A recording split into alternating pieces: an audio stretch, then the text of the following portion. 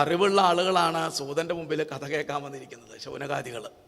അവരൊന്നും നിസ്സാരക്കാരല്ല, അവരാണ്. അതുപോലെ അനവധി സത്സംഗങ്ങളിൽ പങ്കെടുത്ത് ഉത്ബുദ്ധരായിരിക്കുന്ന എല്ലാവരുടെ പാദങ്ങളിലും നമസ്കാരം. പഞ്ചമസ്കന്ധമാണ് ഇപ്പോൾ ഇവിടുത്തെ വിഷയം എന്നാണ്. പഞ്ചമസ്കന്ധത്തിൽ 26 അധ്യായങ്ങളെ കൊണ്ട് വർണ്ണിക്കുകയാണ്. ദേശസ്ഥിതിയെയും സ്വരൂപസ്ഥിതിയെയും ഒക്കെ വർണ്ണിക്കുന്നു. 15 അധ്യായങ്ങളെ കൊണ്ടാണ് പ്രിയവ്രതൻ്റെ ചരിത്രം പറഞ്ഞു വരുന്നത്. സ്വായംഭൂവൻ്റെ കഥ പറയുമ്പോൾ ഓരോ വിഷയങ്ങൾ വരുമ്പോൾ എന്താ വീണ്ടും ചിലപ്പോൾ ഇതേ വിഷയം തന്നെ കഴിഞ്ഞ പ്രഭാഷണം പറഞ്ഞപ്പോൾ ചിലപ്പോൾ പറഞ്ഞിട്ടുണ്ടായിരിക്കാം. പക്ഷേ വീണ്ടും ആവർത്തിക്കുന്നതെന്ന് വിചാരിച്ചാൽ പുതിയ ശ്രോതാക്കളുണ്ടാവും എന്നാണ്. അപ്പം എന്ത് വേണം? അത് എവിടെ നിന്ന് തുടങ്ങി, ആര് പറയണു, എവിടെ പറയണു എന്നുള്ളതായിരിക്കുന്ന അറിവ് ഉണ്ടാവണം. അതിന് വേണ്ടിയിട്ടാണ് ഒന്നും കൂടെ സൂചിപ്പിക്കുക എന്ന് പറയുന്നത്. അങ്ങനെ പ്രിയവ്രതൻ്റെ കഥ പറഞ്ഞു തുടങ്ങണു. ശിശുക ബ്രഹ്മർഷി ചോദിക്കുമ്പോൾ തന്നെ അദ്ദേഹത്തിനോട് ചോദിക്കുന്നുണ്ട്. അതായത് ഈ പ്രിയവ്രതോ ആത്മാരാമനാണ് പ്രിയവ്രതൻ എന്നുണ്ടെങ്കിലും ഗൃഹേ അരമതയന്മൂല, ഗൃഹസ്ഥാശ്രമത്തിൽ പ്രവേശിച്ചു. ഗൃഹസ്ഥാശ്രമത്തിൽ പ്രവേശിച്ച ആ പ്രിയവ്രതന് എങ്ങനെയാണ് മോക്ഷം കിട്ടുക എന്ന് ചോദിക്കുകയാണ്. അല്ലേ? പ്രിയവ്രതൻ്റെ കഥയല്ല, നമ്മളോട് ചോദിക്കേണ്ട ചോദ്യമാണ് എന്നാണ്. ഗൃഹസ്ഥാശ്രമത്തിലേക്ക് പ്രവേശിച്ചാൽ പിന്നെ എപ്പോഴാണ് ഈശ്വരനെ ഭജിക്കാൻ സമയം കിട്ടുക എന്നും കൂടിയുണ്ട് ചോദ്യം അവിടെ. അങ്ങനെ ആ ചോദ്യത്തിന് ശിശുക ബ്രഹ്മർഷി മറുപടി പറഞ്ഞു കൊടുക്കുകയാണ്. കാരണം അദ്ദേഹത്തിന് സത്സംഗം ഉണ്ടായിരുന്നു എന്നാണ് നേരത്തെ തന്നെ. ആരായിരുന്നു സത്സംഗം? നാരദ മഹർഷിയായിട്ടതാണ്. നാരദ മഹർഷിയുടെ ഉപദേശങ്ങളൊക്കെ കേട്ട് അദ്ദേഹം ആ ഉത്തമ ശ്ലോകസ്യ ചരണാരവിന്ദസ്യ മകരന്തരസ ആവേശിത ചേതസഹ എന്ന് പറഞ്ഞിട്ടാണ് പഞ്ചമസ്കന്ധത്തിൽ ഭഗവാന്റെ ഉത്തമ ശ്ലോകനായിരിക്കുന്ന ഗുരുവായൂരപ്പൻ്റെ പാദങ്ങളെ നിത്യവും ആശ്രയിച്ചുകൊണ്ട് അദ്ദേഹം ആ ഗൃഹസ്ഥാശ്രമത്തിലേക്കും പ്രവേശിച്ചു. ബ്രഹ്മചര്യാശ്രമത്തിൽ ഇരിക്കുമ്പോഴും ഗൃഹസ്ഥാശ്രമത്തിലേക്ക് പ്രവേശിച്ചപ്പോഴും അദ്ദേഹം അങ്ങനെ തന്നെയായിരുന്നു. അങ്ങനെ അദ്ദേഹത്തിൻ്റെ വംശപരമ്പരയാണ് പറഞ്ഞു വരുന്നത്.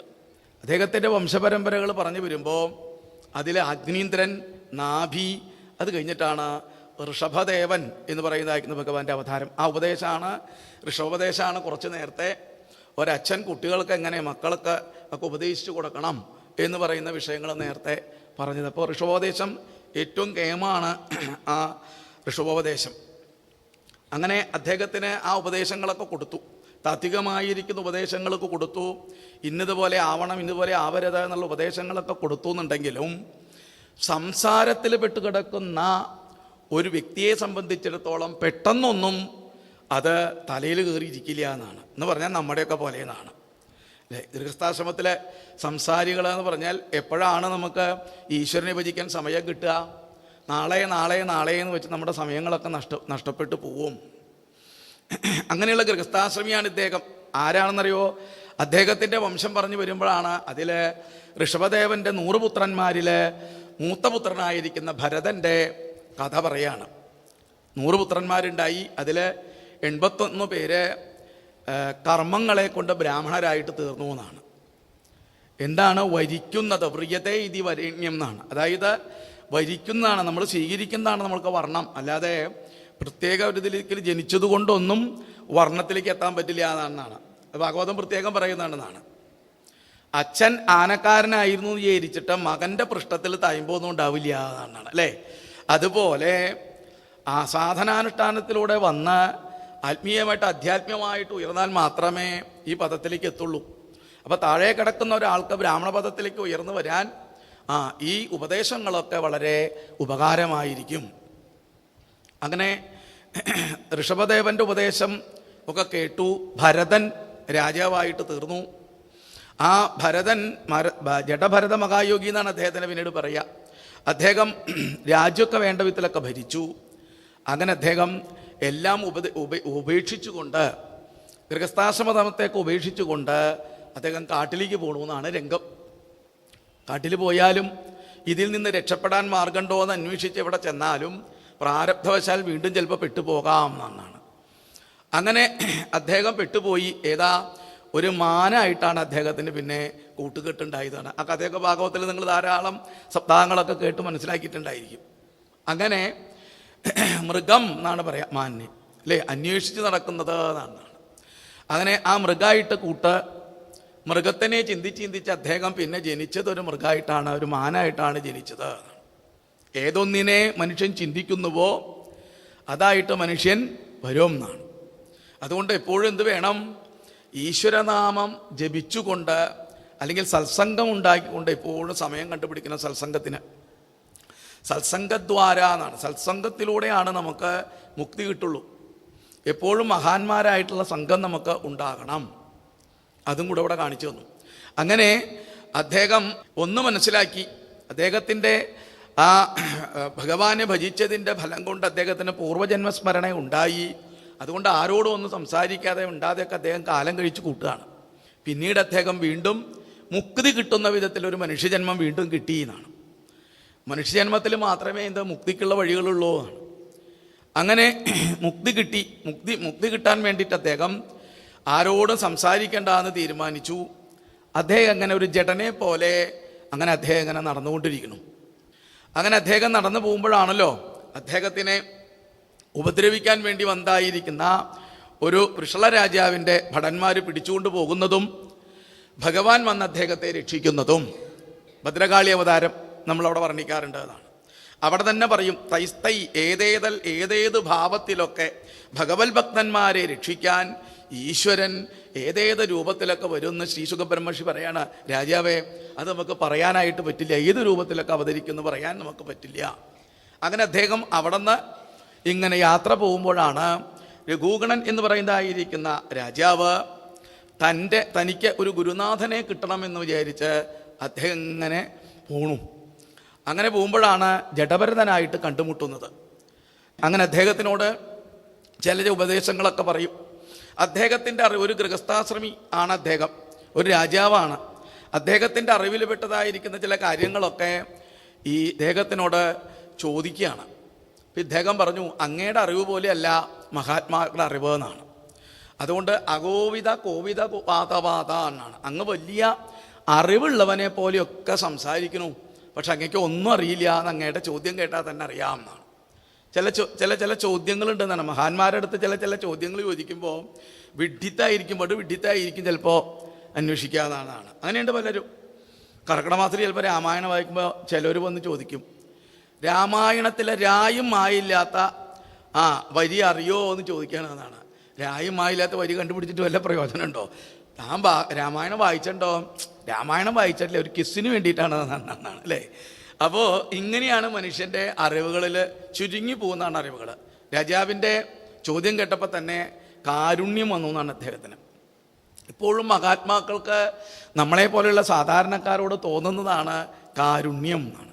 അപ്പോൾ പിന്നെ അദ്ദേഹം നല്ല ഉപദേശങ്ങളൊക്കെ കൊടുത്തു. ഉപദേശങ്ങൾ കൊടുത്തതൊക്കെ നേരത്തെ ഏമായിട്ട് പറഞ്ഞു വരുന്നു ഭാഗവതത്തിൽ. അതിലുകൊണ്ട് പറഞ്ഞു, രാജാവേ, ജ്ഞാനം വിശുദ്ധം പരമാർത്ഥമേകം അനന്തരം ത്വൽബഹിർബ്രഹ്മസത്യം പ്രത്യക് പ്രശാന്തം ഭഗവൽ സത്യം യൽവാസുദേവം കവയോ വതന്തി. ഭഗവാന്റെ നാമങ്ങളിലാണ്, നാമജപങ്ങളാണ് ഏറ്റവും പരമായിരിക്കുന്ന പ്രാധാന്യം കൊടുക്കേണ്ടത്. അത് സത്യമായിരിക്കുന്ന പരമ്പൊരുളാണ്. ആ ഈശ്വരനാമങ്ങളൊക്കെ ജപിച്ചാൽ അത് എങ്ങനെ ജപിക്കണം, എങ്ങനെ മനസ്സിലാക്കണം? പ്രശാന്തം അല്ലെ, ശാന്തിയുള്ള ആളുകളുടെ അടുത്ത് ചെന്നിട്ട് വേണം നമുക്ക് ശാന്തി അന്വേഷിക്കാനാണ്. അവരുടെ മുമ്പിൽ ചെന്നുകൊണ്ട് ആ ഭഗവത് സപ്തം ഭഗവാന്റെ മാഹാത്മ്യങ്ങൾ, നാമജപങ്ങൾ മനസ്സിലാക്കിയാൽ അതിനെപ്പറ്റി ഒക്കെ വർണ്ണിക്കുന്നവരുമുണ്ട്. കവയോ വദന്തി, കവികളൊക്കെ വർണ്ണിക്കണം. അതുകൊണ്ട് പ്രാപിക്കാൻ പറ്റാത്ത ഒന്നാണ് രാജാവേ ഈശ്വരപദം. പെട്ടെന്നൊന്നും പ്രാപിക്കാൻ പറ്റില്ല. വേഷഭൂഷാദികളെ കൊണ്ടോ പാണ്ഡിത്യം കൊണ്ടൊന്നും ഈശ്വര സാക്ഷാത്കാരം കിട്ടില്ല. ഇവിടെയാണല്ലോ വേദവ്യാസ മഹർഷിക്ക് ഭാഗവതം രചിക്കേണ്ടതായിട്ട് വന്നത്. വേദങ്ങളെ നാലാക്കി തിരിച്ചു അദ്ദേഹം. ഉപനിഷത്തുകളെ രചിച്ചു, ബ്രഹ്മസൂത്രം രചിച്ചു അല്ലേ. എന്നിട്ടൊന്നും അദ്ദേഹത്തിന് മനസ്സിന് ഒരു കൃതാർത്ഥത വന്നില്ല. പിന്നീടാണല്ലോ നാരദ മഹർഷിയുടെ സത്സംഗം കൊണ്ട് സമാധിനാനുസ്മര തൽവിജേഷ്ഠിതം ഭാഗവതം രചിക്കാൻ പറഞ്ഞ് അദ്ദേഹത്തിന് ഉപദേശങ്ങൾ കൊടുക്കുള്ളൂ. അപ്പോഴാണ് ശ്രീകൃഷ്ണലീലകൾ വർണ്ണിക്കുന്ന ഭാഗവത രചന ഉണ്ടായത്. അപ്പം അതുകൊണ്ട് ഭഗവാനെ ഭജിക്കാൻ ഭക്തി വേണം. അതുകൊണ്ട് രഘുഗണൈത്തപസ, രഘുഗണ തപസ്സുകൊണ്ടോ അതുപോലെ ഇജ്ജയ ഒരുപാട് പൂജകളോ കർമ്മങ്ങളോ ഒക്കെ ചെയ്തതുകൊണ്ടോ, നിർവപണാൽ ഗൃഹാദ്വ വീടുകളിൽ ഇരുന്നു കൊണ്ട് കുറെ ദാനധർമാദികളൊക്കെ കുറെ ചെയ്തുകൊണ്ടോ, കുറെ മന്ത്രമൊക്കെ ജപിച്ചതുകൊണ്ടോ, ജല അഗ്നി സൂര്യർവിന ജലത്തിനെയും അഗ്നിയെയും സൂര്യനെയും ഒക്കെ ഭജിച്ചതുകൊണ്ടോ ഒന്നും ചിലപ്പോൾ ആ ഭഗവത് പദത്തിലേക്ക് എത്താൻ പറ്റില്ല, അല്ലെങ്കിൽ ആത്മജ്ഞാനം സിദ്ധിച്ചു എന്ന് വരില്ല. അതിന് എന്തേ പറ്റുള്ളൂ? വിനാ മകൾ പാദരജോഭിഷേകം, ഭഗവാന്റെ പാതാരവിന്ദങ്ങളെ ഭജിച്ച് നടക്കുന്ന സജ്ജനങ്ങളായിട്ട് ധാരാളം കൂട്ടുകെട്ടുണ്ടാവണം. അങ്ങനെയായി കഴിഞ്ഞാൽ നമുക്ക് മോചനം കിട്ടും. പക്ഷെ നമ്മളെ സംബന്ധിച്ചിടത്തോളം, രാജാവെ ഗൃഹസ്ഥാശ്രമങ്ങളെ സംബന്ധിച്ചിടത്തോളം അതിലേക്ക് എത്താൻ ചില ബുദ്ധിമുട്ടുകൾ ഉണ്ടെന്നാണ്. ഏതാ? യത്രോത്രമശ്ലോക ഗുണാനുവാദ പ്രസ്തൂയതേ ഗ്രാമ്യകഥാവികാത നിഷേവ്യമാണോനുദിനം മുമുക്ഷോർ മതിം സതിം യച്ഛതി വാസുദേവേ. അതായത് നല്ല നല്ല കാര്യങ്ങളൊക്കെ ഇപ്പോൾ പ്രഭാഷണമൊക്കെ കേട്ടു, ഭാഗവതമൊക്കെ വായിച്ചു, ഇവിടെ കണ്ട് എഴുന്നേറ്റ് പോയാലോ നമ്മുടെ മനസ്സ് വേറെ വിഷയങ്ങളിലേക്ക് പോയി എന്നാണ്. അതുകൊണ്ട് നമുക്ക് പെട്ടെന്ന് എത്തിപ്പെടാൻ പറ്റില്ല. കുറച്ചു നേരമൊക്കെ ഇരിക്കുന്ന നേരത്തെ ആ ശബ്ദതരംഗങ്ങളൊക്കെ വരുമ്പോൾ നമ്മൾ ചിലപ്പോൾ ഭക്തിയിലേക്ക് ലയിച്ചു എന്ന് വരാം. അവിടെ നിന്ന് എഴുന്നേറ്റ് പോയാൽ വീണ്ടും വിഷയങ്ങളായി എന്നാണ് അല്ലേ. എഴുന്നേറ്റാൽ വെള്ളം വേണം, ആഹാരം വേണം, വസ്ത്രം വേണം, തുടങ്ങി മറ്റു കാര്യങ്ങളായി അല്ലേ. കേൾക്കുമ്പോൾ തന്നെ 12 മണിയുടെ ബസ് എപ്പോഴാണ് പോവാവോ എന്ന് നോക്കിയിട്ടാവും ഇരിക്കേണ്ടാവുക എന്നാണ്. അപ്പോൾ വിഷയങ്ങൾ ഓരോരോ കാര്യങ്ങളിലേക്ക് ശ്രദ്ധ അങ്ങനെ പോയിക്കൊണ്ടിരിക്കും നമുക്ക്. അതുകൊണ്ട് മുമുക്ഷുക്കളായിരിക്കുന്ന ആളുകൾക്ക് പ്രത്യേകം ശ്രദ്ധിക്കണം. ഗ്രാമ്യകഥാവിഘാത, ഗ്രാമ്യകഥകളിലൊന്നും ശ്രദ്ധയുണ്ടാവാൻ പാടില്ല എന്നാണ് ഉപദേശം. ഏതാ ഗ്രാമ്യകഥകളാന്ന് പറഞ്ഞാൽ ഇഷ്ടംപോലെ നോവലുകൾ, ഡിറ്റക്റ്റീവ് നോവലുകൾ, സിനിമകൾ അല്ലേ, സീരിയലുകളെ കൊണ്ട് നിറഞ്ഞിരിക്കുകയാണ് എന്നാണ് അവിടെ കഥകൾ. ഒരേ കഥകളെ തന്നെ മറിച്ചും തിരിച്ചും ഇങ്ങനെയാണെന്നാണ്. അതിൻ്റെ മുമ്പിലിരുന്ന് നമ്മൾ പെട്ടുപോണു, ഓരോ വിഷയങ്ങളിൽ പെട്ടിട്ട്. അതുകൊണ്ട് അങ്ങനെയുള്ളതായിരിക്കുന്ന കഥകളിൽ നിന്നൊക്കെ നമുക്ക് മോചനം കിട്ടാനായിട്ട് വേണം എന്നാണ്. അതുകൊണ്ട് നിഷേവ്യമാണോ അനുദിനം മുമുക്ഷോർ മതിയും സതിയും, അങ്ങനെ ദിവസേന ഭഗവാനെ ഭജിച്ചു കഴിഞ്ഞാൽ നമുക്ക് ഉറച്ചതായിരിക്കുന്ന ഭക്തി ലക്ഷ്യപ്രാപ്തിയിലേക്ക് എത്തിത്തേരാനായിട്ട് പറ്റും.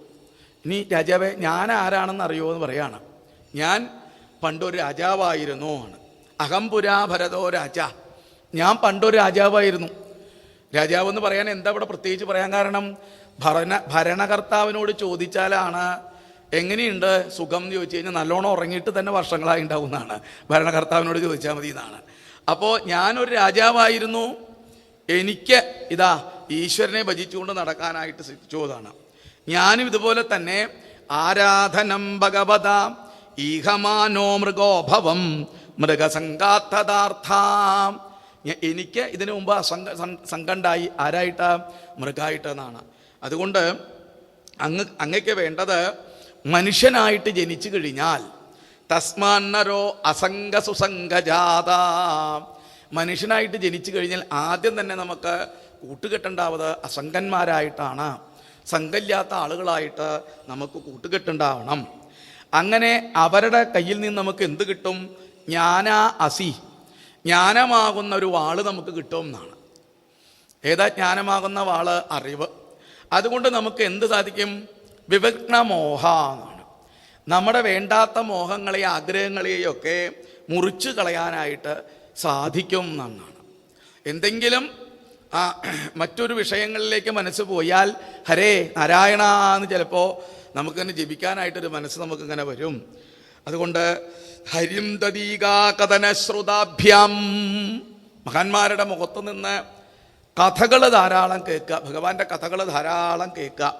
അങ്ങനെയായി കഴിഞ്ഞാൽ ലബ്ധസ്മൃതി യാത്യതിഭാരമധ്വനാം, കടക്കാൻ പറ്റാത്തായിരിക്കുന്ന മറുകരയിലേക്ക് എത്താൻ പറ്റാത്തായിരിക്കുന്ന ഒരു നദിയുണ്ട്, കടക്കാൻ പറ്റാത്ത. അത് കടന്നുകൊണ്ട് അവിടേക്ക് എത്താൻ പറ്റും. ഏതാണ് ആ നദി എന്ന് ചോദിച്ചു കഴിഞ്ഞാൽ നമ്മുടെ സംസാരമാകുന്ന ഈ നദി എന്നാണ്. ഈ സംസാരമാകുന്ന നദിയിൽ നമ്മൾ കിടക്കുകയാണ്, അതിൻ്റെ മറുകരയിലേക്ക് എത്താൻ പറ്റും എന്ന് മറ്റൊരു രൂപത്തിൽ ഒരു ഉപദേശം കൊടുത്തു അദ്ദേഹം. പിന്നെയും ഇദ്ദേഹം ആലോചിച്ചു, രഘുഗണൻ്റെ ഒരു രാജാവാണ്, അദ്ദേഹത്തിന് ആ ഉപദേശങ്ങളൊന്നും പോരാ, ഇനി വീണ്ടും നല്ലോണം ഉപദേശിക്കണമെന്ന് അദ്ദേഹം ആലോചിച്ചു. അപ്പോൾ പിന്നെ അതിനെന്താ വഴി ചോദിച്ചപ്പോഴാണ് ഭവാടവി എന്ന് പറയുന്നതായിരിക്കുന്ന മറ്റൊരു രൂപേണ ഉപദേശം കൊടുക്കുകയാണ്. എന്താണ് ഭവാടവി എന്ന് പറഞ്ഞാൽ? അല്ലേ, നമ്മുടെ വിഷയം തന്നെ ജീവിതം അല്ലെ, ഒരു കൊടും കാടോ എന്നാണ് നമ്മുടെ വിഷയം എന്നാണ് അല്ലേ.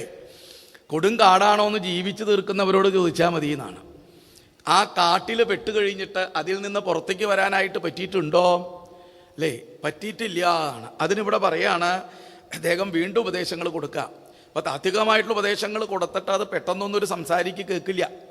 നമ്മളെപ്പോലുള്ള ആളുകളോട് വരൂ, കണ്ണടച്ചിരിക്കൂ, എന്നിട്ടോ യമം, നിയമം, ആസനം, പ്രാണായാമം, പ്രത്യാഹാരം ഇങ്ങനെയൊക്കെ പഠിക്കൂ എന്നൊക്കെ പറഞ്ഞാൽ സാധാരണ ഒരു ഗൃഹസ്ഥന്മാർക്ക് ഒന്നും സാധിച്ചു എന്ന് വരില്ല എന്നാണ്. അത് അതിൻ്റെ അനുഷ്ഠാനങ്ങളോടുകൂടി പോകുന്ന ആളുകളൊക്കെ പറ്റിയെന്ന് വരുള്ളൂ. അപ്പം അതുകൊണ്ട് വീണ്ടും അദ്ദേഹം ഉപദേശം കൊടുക്കാൻ തീരുമാനിക്കുകയാണ്. ആർക്ക് വേണ്ടി? നമ്മളെ പോലെയുള്ള ആയിരിക്കുന്ന സാധാരണക്കാർക്ക് വേണ്ടി ഉപദേശങ്ങൾ കൊടുക്കണം. രാജാവേ, ആദ്യത്തെ ശ്ലോകം തന്നെ മറ്റു ശ്ലോകങ്ങളെ കൊണ്ടാണ്. അദ്ദേഹത്തിന് ചോദിച്ചു ദുരത്യ അധ്വന്യജയാ നിവേശിതോ എന്നാണ്. എവിടെയാണ് നമ്മളിപ്പോൾ പ്രവേശിച്ചിരിക്കുന്നത്? അജയിൽ, മായയിലാണ് നമ്മുടെ പ്രവേശം. അതിൽ പെട്ട് കിടക്കുകയാണ് നമ്മൾ. എന്താ മായയുടെ പ്രത്യേകത? ദുരത്തെ, അതായത് അതിൽ നിന്ന് കടക്കാനായിട്ട് രക്ഷപ്പെടാൻ പറ്റാത്തായിരിക്കുന്ന വളരെ ബുദ്ധിമുട്ടുള്ളതിൽ നമ്മൾ പെട്ടുകിടക്കണം. എന്തുകൊണ്ട് നമ്മൾ പെട്ടുകിടക്കണമെന്ന് ചോദിച്ചാൽ രജസ്തമസത്വ വിഭക്ത കർമ്മധൃക്, രജോ ഗുണം, തമോ ഗുണം, സത്വഗുണം, 3 ഗുണങ്ങളിലൂടെയാണ് നമ്മുടെ ജീവിതം പോയിക്കൊണ്ടിരിക്കുന്നത്. അതാണ് രജോ ഗുണം, തമോ ഗുണമൊക്കെ എല്ലാവർക്കും അറിയാം അല്ലേ. സത്വഗുണത്തിലേക്ക് എത്തിച്ചേരണം. സത്വഗുണത്തിലൂടെ വളർന്ന് സത്വഗുണവും നമ്മൾ ഉപേക്ഷിക്കേണ്ടതായിട്ട് വരും. നിർഗുണസ്വരൂപനായിരിക്കുന്ന ഈശ്വരനിലേക്ക് നമ്മൾ എത്തിച്ചേരണം. അകം ബ്രഹ്മാസ്മി എന്നുള്ള ഭാവത്തിലേക്ക് എത്താനായിട്ട് പറ്റണം. ഭാഗവതം കൊണ്ട് അത് സാധിക്കും. അനവധി മഹാന്മാർ എത്തിച്ചേർന്നിട്ടുണ്ട് എന്നാണ്. സംസാരിയായിരിക്കുന്ന രാജാവിനാണ് ഉപദേശങ്ങൾ കൊടുത്തുകൊണ്ടിരിക്കുന്നത്. ശിശുബ്രഹ്മർഷി ആർക്കാണ് ഉപദേശങ്ങൾ കൊടുക്കുന്നത്? പരീക്ഷിത് മഹാരാജാവിനാണ്. പരീക്ഷിത് മഹാരാജാവിന് ഒരു ശാപം കിട്ടിയതറിയാലോ എല്ലാവർക്കും. 7-ാം ദിവസം തക്ഷകൻ കടിച്ച് മരിക്കും എന്നൊരു ശാപം കിട്ടിയിരിക്കുന്നു. രാജാവ് വളരെ ഭാഗ്യവാനാണ് ശരിക്കും. കാരണം എന്താ? അദ്ദേഹത്തിന് ഒരു ഉറപ്പ് കിട്ടി എന്നാണ്. എന്താ ഉറപ്പ്? 7-ാം ദിവസം ഞാൻ മരിക്കും എന്ന് ഉറപ്പ് കിട്ടിയെന്നാണ് അല്ലേ. നമ്മുടെ കാര്യമോ ഒരു ഉറപ്പില്ല എന്നാണ് ആ കാര്യത്തിലേതാണ്. ഇന്നോ നാളെയോ ശതവർഷ ശേഷമോ എന്നാണ്. അപ്പോൾ രാജാവ് ഭാഗ്യവാനാണ്. 7-ാം ദിവസം മരിക്കാന്ന് പറഞ്ഞാൽ നമ്മളൊക്കെ 7-ാം ദിവസം മരിക്കും. ഇന്നിപ്പോൾ ഞായറാഴ്ചയാണെന്ന് ചോദിച്ചാൽ തിങ്കൾ, ചൊവ്വ, ബുധൻ, വ്യാഴം, വെള്ളി, ശനി, ഞായർ 7-ാം ദിവസമാണൊക്കെ നമ്മൾ മരിക്കുക. ഇത് നമ്മളെ ബോധ്യപ്പെടുത്തി തരികയാണ് എന്നാണ് ഇവിടെ. അതുകൊണ്ട് രജസ്തമസത്വ വിഭക്ത കർമ്മധൃക്, രജോ ഗുണത്തിലും തമോ ഗുണത്തിലും ഒക്കെ പെട്ട് വിഭക്ത കർമ്മധൃക് എന്നാണ്. അതായത് ഓരോരോ കർമ്മങ്ങളിൽ പെട്ട് നമ്മൾ ഓടി നടക്കും. സ ഏഷസാർത്ഥോ അർത്ഥപര പരിഭ്രമൻ. ഇനി അതിൽ രജോ ഗുണം കൊണ്ടൊക്കെ തമോ ഗുണം കൊണ്ടൊക്കെ നമ്മൾ ചെയ്തു തീർക്കുന്നത് അർത്ഥങ്ങൾ സമ്പാദിക്കാനായിട്ട് കുറേ സമയമൊക്കെ നമ്മൾ ചിലപ്പോൾ ചിലവഴിക്കും എന്നാണ്. അങ്ങനെ ഭവാടവീം എന്നാണ്. വലിയ ഒരു കൊടും കാടിൽ പെട്ട് കിടക്കണം. ഭവാടവി എന്ന് പറഞ്ഞാൽ ഭവ എന്ന് പറഞ്ഞാൽ ജനിക്കുക, മരിക്കുക, ജനിക്കുക, മരിക്കുക. ഇതാണ് നമ്മൾ ഭവാടവിയിൽ പെട്ട് കിടക്കുന്നത് എന്നാണ്. അങ്ങനെ അതിൽ പ്രവേശിച്ചിട്ട് യാതിന ശർമ്മവിന്ദതി എന്നാണ്. നമുക്ക് സുഖം അനുഭവിക്കാനായിട്ട് പറ്റണില്ല. ഏതാണ് യഥാർത്ഥത്തിലുള്ള സുഖം? ഇന്ദ്രിയ സുഖങ്ങളല്ല ഭാഗവത്തിലെ സുഖം എന്ന് പറയുന്നത് എന്നാണ്. സുഖം എന്ന് പറഞ്ഞാൽ ഖം എന്ന് വെച്ചാൽ ഇന്ദ്രിയങ്ങൾ. ഇന്ദ്രിയങ്ങൾക്ക് സുഷ്ടുവായിട്ടുള്ളതാണ് ഏത്? സുഖങ്ങൾ. അത് കണ്ണ്, മൂക്ക്, നാക്ക്, ത്വക്ക്, ചെവികളെ കൊണ്ട് അനുഭവിക്കുന്നതാണ്. അല്പസുഖങ്ങളാണ് നമ്മൾ അനുഭവിച്ചു കൊണ്ടിരിക്കുന്നത്. അത് ഒരേ സുഖം തന്നെ ചിലപ്പോൾ കുറച്ച് കഴിഞ്ഞാൽ അത് നമുക്ക് വിപരീതമായിട്ട് തീരും എന്നാണ്. വിഷയങ്ങളൊക്കെ അങ്ങനെയാണ്. അപ്പം അതുകൊണ്ട് അതിൽ നിന്ന് ശർമ്മ എന്ന് പറയുന്ന സുഖം അല്ലെങ്കിൽ ആനന്ദം നമുക്ക് കിട്ടണില്ല. എന്തുകൊണ്ടാണ് അങ്ങനെ സാധാരണ ഒരു വ്യക്തിക്ക് ആ സുഖങ്ങളിലേക്ക് എത്തിച്ചേടാൻ പറ്റാത്തത് എന്നാണ്. ഈശ്വരനും നമ്മളും തമ്മിൽ അത്ര വ്യത്യാസം ഉണ്ട് എന്നാണ്.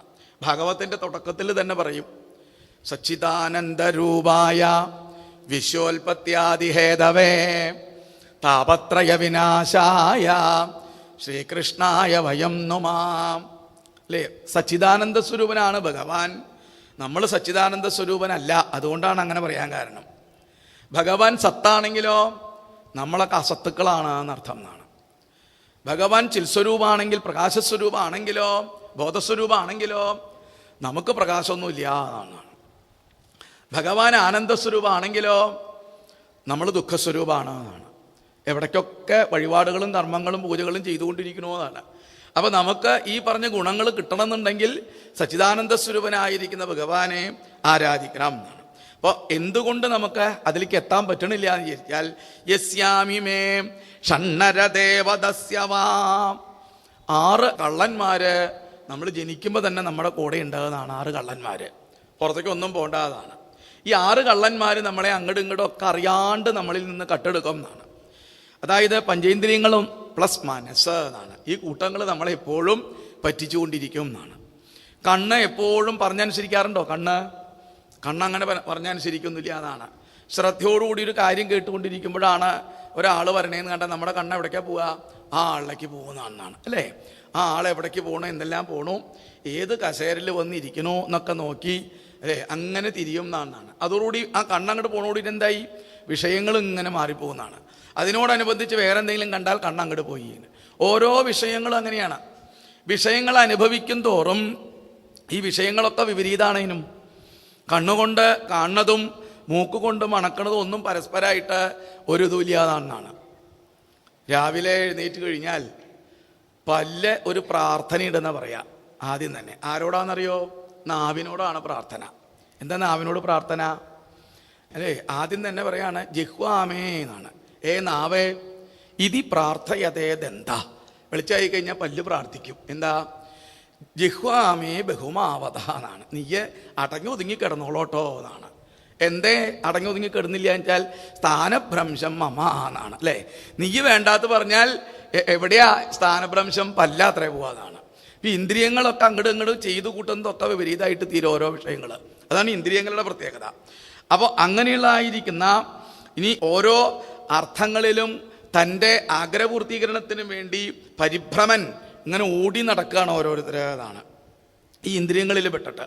അതുകൊണ്ട് സാർത്ഥം വിലുംബന്തി കുനായകം ബലാൽ, പിടിച്ചു വലിക്കുന്നതാണ് ഇന്ദ്രിയങ്ങൾ ഓരോരോ വിഷയങ്ങളിലേക്ക് എന്നാണ്. മനസ്സും അങ്ങനെയാണ്. നാമം ചെല്ലായിരിക്കുകയാണെന്ന് വിചാരിച്ചാൽ വിശ്വസഹസ്രനാമം ജപിച്ച് പകുതിയായിരിക്കുമ്പോഴാണ് മൊബൈല് അല്ലേ റിംഗ് ടോങ് അടിച്ചു കഴിഞ്ഞാൽ എന്ത് ചെയ്യും? അതവിടെ വെച്ച് ഓടിപ്പോകുന്നതാണ്. നാമജപം പിന്നെ ആവാന്ന് വിചാരിക്കുന്നതാണ്. മനസ്സങ്ങോട്ട് ഓടിച്ചെന്നു എന്നാണ്. ഇങ്ങനെ എല്ലാ വസ്തുക്കളിലേക്കും മനസ്സ് പോയിക്കൊണ്ടിരിക്കും. ഇനി ഗൃഹസ്ഥനാണെങ്കിൽ ആ ഗൃഹസ്ഥനെ സംബന്ധിച്ചിടത്തോളം അവിടെ ഒരു ഗൃഹത്തിൽ അനവധി വിഷയങ്ങളുണ്ടെന്നാണ്. ആ കാട്ടിൽ ഇവിടെ കുറേ കാര്യങ്ങളെ പറ്റി പറയുകയാണെന്നാണ്. 20 ശ്ലോകങ്ങളെ കൊണ്ടാണ് പറയണത്. കുറേ കാര്യങ്ങൾ പറയണു. വീട്ടിൽ കുറുക്കന്മാരുണ്ട്, ചെന്നായിയുണ്ട്, കൊതുണ്ട്, മൂട്ടയുണ്ട്, ഉറുമ്പുകളുണ്ട്, ചീവീടുണ്ട്, കൂമനുണ്ട്, അതുപോലെ തന്നെ വള്ളികളുണ്ട്, ചുറ്റി വരിയുന്ന വള്ളികളുണ്ട്. ഇങ്ങനെ തുടങ്ങിയിട്ട് ഇന്ന് ഗൃഹസ്ഥ അനുഭവിക്കുന്ന ഒരുപാട് വിഷയങ്ങളെ പറ്റി പറയാണ് അവിടെ. ഇന്ന് കൂട്ടത്തിൽ പറഞ്ഞു ഇവിടെ കുറുക്കന്മാര് അതുപോലെ മറ്റുള്ള തുക്കളെന്ന് പറയുന്നത് ആരാണെന്നറിയോ?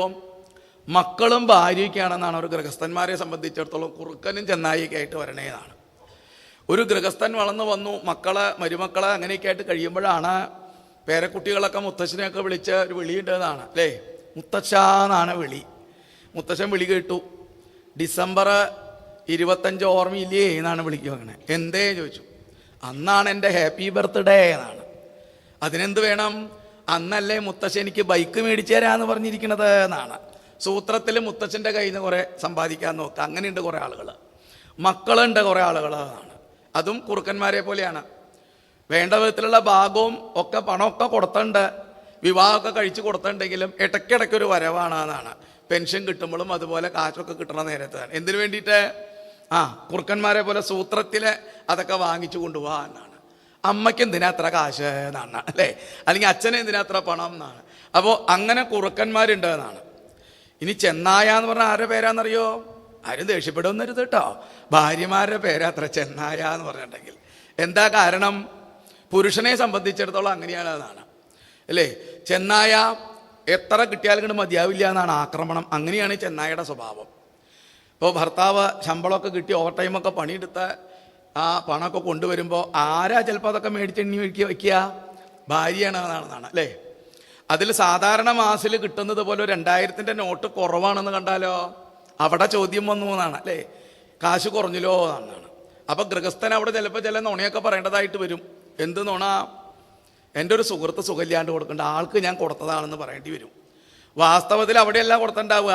ശമ്പളം കിട്ടുമ്പോൾ വരുമ്പോൾ അമ്മയുടെ അടുത്ത് പോയി അമ്മയ്ക്ക് കൊടുത്തു എന്നാണ്. അമ്മയ്ക്ക് കൊടുത്തു എന്നങ്ങാൻ പറഞ്ഞാൽ എന്തായി? ഭാര്യ അടഞ്ഞു എന്നാണ് അല്ലേ. എന്നാ നിങ്ങൾ അമ്മയോടൊപ്പം കഴിഞ്ഞാൽ മതി എന്നാണ് അവിടെ എന്നാണ് അല്ലേ.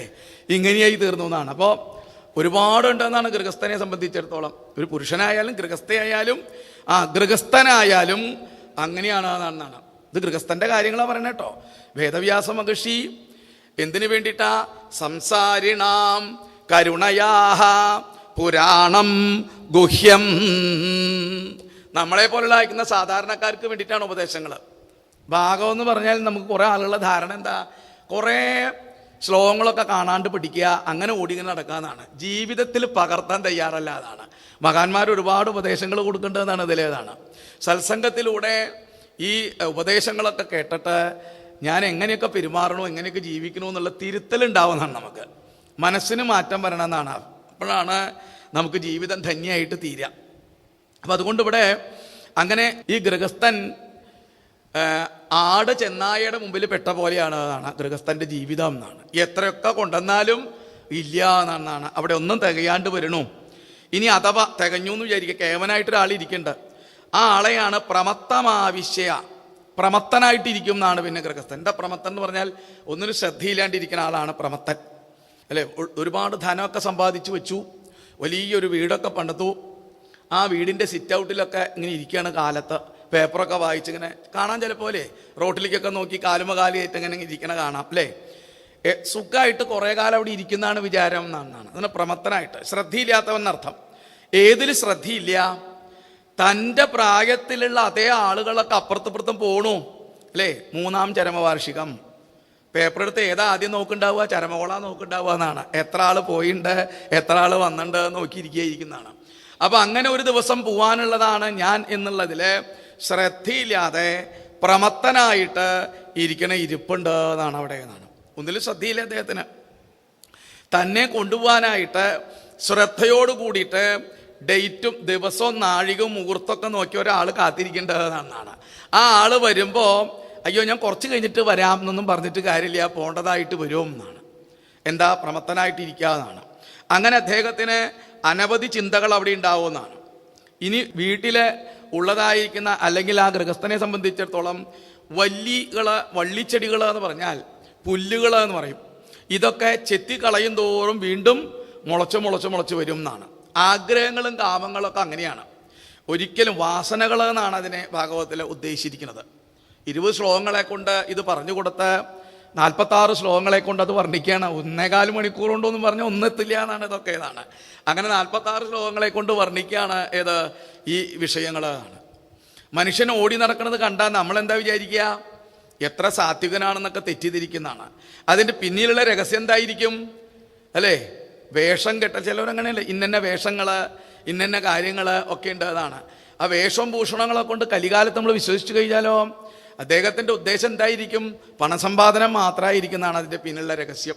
ഇങ്ങനെയാണ് സാധാരണ ആളുകൾ. അതുകൊണ്ട് സാത്വികമായിരിക്കുന്ന ആളുകൾ ഏത്, രജോ ഗുണം തമോ ഗുണം നിറഞ്ഞിരിക്കുന്ന ആളുകൾ ഏതെന്ന് പെട്ടെന്നൊന്നും നമുക്ക് വേഷഭൂഷങ്ങളെ കൊണ്ടൊന്നും തിരിച്ചറിയാനായിട്ട് പറ്റില്ല എന്നാണ്. രാമായണത്തിൽ തന്നെ അത് പ്രത്യേകമായിട്ട് പറയുന്നതാണ്. കാരണം എന്താ? രാമായണത്തിൽ കിഷ്കിന്ധാകാന്ഡത്തിൽ സുഗ്രീവനെയും അതുപോലെ തന്നെ ബാലിയെയും തിരിച്ചറിയാൻ പറ്റിയില്ല എന്നാണ്. ആർക്ക്?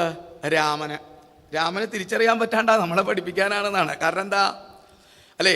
സത്യമേത് മായ ഏത് എന്ന് തിരിച്ചറിയാനായിട്ട് പറ്റില്ല. രണ്ടാളും ഒരേപോലെയാണ് എന്നാണ്. അങ്ങനെയാണ് എന്ന് പറഞ്ഞാൽ എന്താ? മനസ്സിലിപ്പോൾ ആരെങ്കിലും പറയാൻ പറ്റുമോ എന്നാണ് അല്ലേ. പുറമേ കാണുന്നത് ഏത്, സത്യം ഏതെന്ന് തിരിച്ചറിയാനായിട്ട് നമുക്ക് പറ്റില്ല. അതുപോലെ പ്രഭൂത വീരു തൃണഗുൽമഗഹ്വരേ എന്നാണ്. അതായത് ചെത്തുംതോറും വീണ്ടും മുളച്ചു വരുന്നതായിരിക്കുന്ന വലിയ ചെടികൾ, പുല്ലുകൾ ധാരാളമുണ്ട് എന്നാണ്. പിന്നീട് അവിടെ ഇരുന്നു കൊണ്ട് ആ ഗൃഹത്തിൽ ഇരിക്കുമ്പോഴാണ് അദൃശ്യജില്ലി സ്വനകർണശൂല. കർണശൂലം എന്നാണ് പറയുക. എന്താ കർണശൂലം എന്ന് പറഞ്ഞിട്ടുണ്ടെങ്കിൽ കേൾക്കാൻ പാടില്ലാത്ത അയക്കുന്ന കാര്യങ്ങളൊക്കെ കേൾക്കേണ്ടതായിട്ട് വരും എന്നാണ്. ആരുടെ കയ്യിൽ നിന്ന്? താൻ പലതും ഉദ്ദേശിച്ചുകൊണ്ട് ലോഭാൽ പ്രത്യുപകാരായ ദേവീമാഹാത്മ്യത്തിൽ പ്രത്യേകം പറയുന്നതാണ്. പുത്രന്മാരിൽ നിന്നും പുത്രിമാരിൽ നിന്നും പ്രത്യുപകാരായ വളർത്തി പഠിപ്പിച്ച് കേമന്മാരാക്കി അതിൽ നിന്ന് ഇങ്ങോട്ട് തിരിച്ചെന്തെങ്കിലും കിട്ടുമെന്ന് വിചാരിച്ചിട്ടാണ് ഈ കാര്യങ്ങളൊക്കെ ചെയ്യണതെന്നാണ്. അതിനെയാണ് ലോഭം എന്ന് പറയാം. വാസ്തവത്തിൽ നേരത്തെ തന്നെ ശ്രേഷ്ഠന്മാരായിരിക്കുന്ന ആളുകൾ പറയും അല്ലേ? മാമ്പൂമ്പ് കണ്ടും പുത്രന്മാരെയും കണ്ടും ഒന്നും ആഗ്രഹിക്കേണ്ട എന്ന് പറയുന്നതാണ്. പക്ഷെ അതൊക്കെ മറക്കുന്നതാണ് മനുഷ്യൻ ഗൃഹസ്ഥാശ്രമത്തിലേക്ക് വരുമ്പോൾ. എന്നിട്ടോ അവരിൽ നിന്ന് പലതും കിട്ടും എന്ന് ഉദ്ദേശിച്ചുകൊണ്ട് അവരിൽ നിന്ന് വിപരീതമാണ് പിന്നെ കേൾക്കുക എന്നാണ്. അവരിൽ നിന്ന് വിപരീതാവുന്നത് കൊണ്ടാണല്ലോ വൃദ്ധസദനങ്ങളൊക്കെ അങ്ങനെ കൂടി വരികയാണ് എന്നാണ് അല്ലേ? എന്താ കാരണം? അവർക്കൊന്നും ശ്രദ്ധിക്കാൻ നേരമില്ലാണ്ടായി എന്നാണ്. അങ്ങനെയായി തീർന്നു. കർണശൂല, മകനെയോ മകളെയോ വളർത്തി ഒരു നിലയിലാക്കി കഴിഞ്ഞാൽ തിരിച്ചു കിട്ടുന്നത് വിപരീതമായിരിക്കുന്ന വാക്കുകളെ കർണശൂലം. ഭാര്യയ്ക്ക് ഭർത്താവിനോട്, ഭർത്താവിന് ഭാര്യയോടൊക്കെ എന്നാണ് കർണശൂലുള്ള വാക്കുകളൊക്കെ പറയുന്നതാണ്. ഭാര്യമാർ ചിലപ്പോൾ ഭർത്താക്കന്മാരെയൊക്കെ പേടിപ്പിക്കും. എന്നോട് വല്ലാണ്ട് ചാടി കളിക്കണ്ട, ഞാൻ മൂത്ത മകൻ്റെ ഒപ്പം ബോംബയ്ക്ക് അങ്ങോട്ട് പോകും, ഇവിടെ തന്നെ നിൽക്കേണ്ടി വരും എന്നാണ് അല്ലേ? ഇങ്ങനെ കർണശൂലങ്ങളായിരിക്കുന്ന കാര്യങ്ങളൊക്കെ പറഞ്ഞ് തമ്മിൽ ഭയപ്പെടുത്തും എന്നാണ് അല്ലേ? അങ്ങനെയുണ്ട്. പുരുഷൻ അങ്ങടും ഉണ്ട്, സ്ത്രീ ഇങ്ങടും ഉണ്ട് എന്നാണ്. ഇങ്ങനെ കർണശൂല എന്നാണ്. കർണത്തിന് കേൾക്കാൻ പാടില്ലാത്ത ഒരുപാട് കാര്യങ്ങൾ കിടക്കേണ്ടതായിട്ട് വരും. സ്തതസ്തതോധാവതി ഭോ അടവ്യാം, അങ്ങനെ അവിടെ കിടക്കേണ്ടതായിട്ട് വരും. അങ്ങനെ കിടന്ന് അതിൽ നിന്ന് കടക്കാനായിട്ട് രക്ഷപ്പെടാനായിട്ടോ ഒന്നും പറ്റില്ല എന്നാണ്. ഇനി അതിൻ്റെ ഏറ്റവും ഒന്നാണ് കണ്ണടച്ചിരിക്കുക എന്നാണ് ചിലവർ. രജസ്വലാക്ഷ എന്നാണ്. രജസ്സിൻ്റെ പൊടി കണ്ണിൽ പോയി എന്താ ഉണ്ടാവുക? കണ്ണടച്ചിരിക്കുക.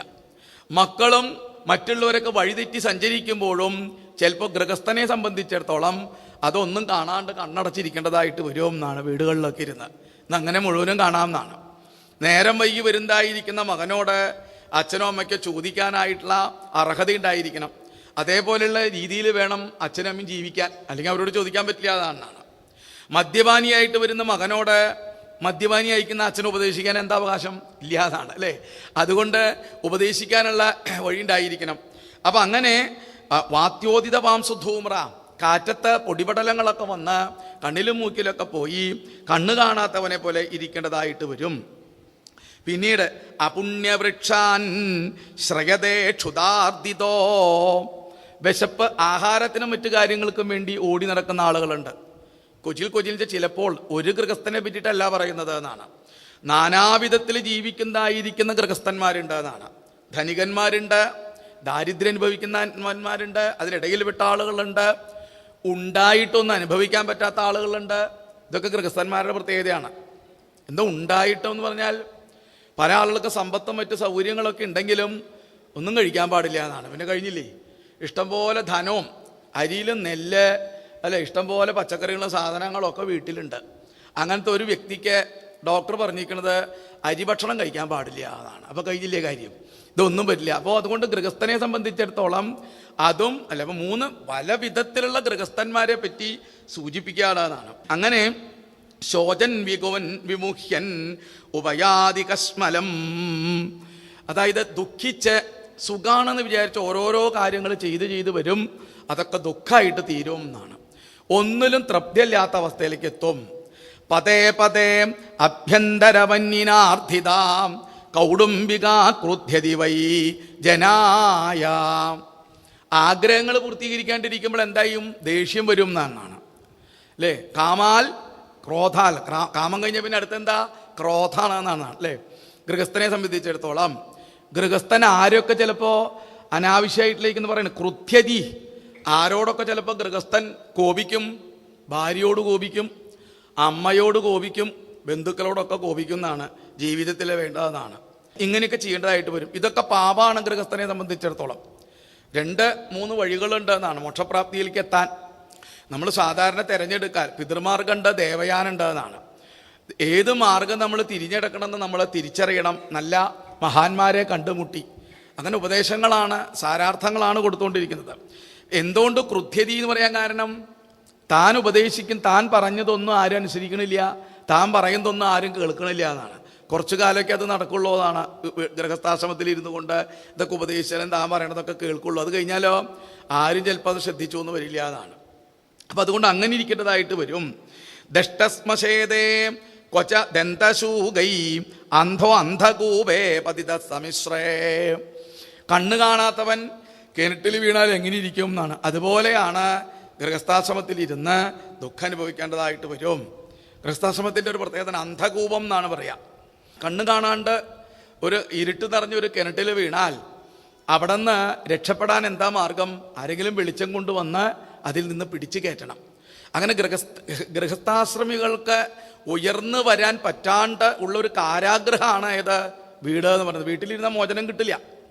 ഇതുപോലെയുള്ളതായിരിക്കുന്ന മഹാന്മാര്, സ്വാമിജിയെ പോലെയുള്ള മഹാന്മാരായിട്ട് നല്ല സത്സംഗത്തിൽ ഏർപ്പെടണം, ലേഖനങ്ങളൊക്കെ വായിക്കണം.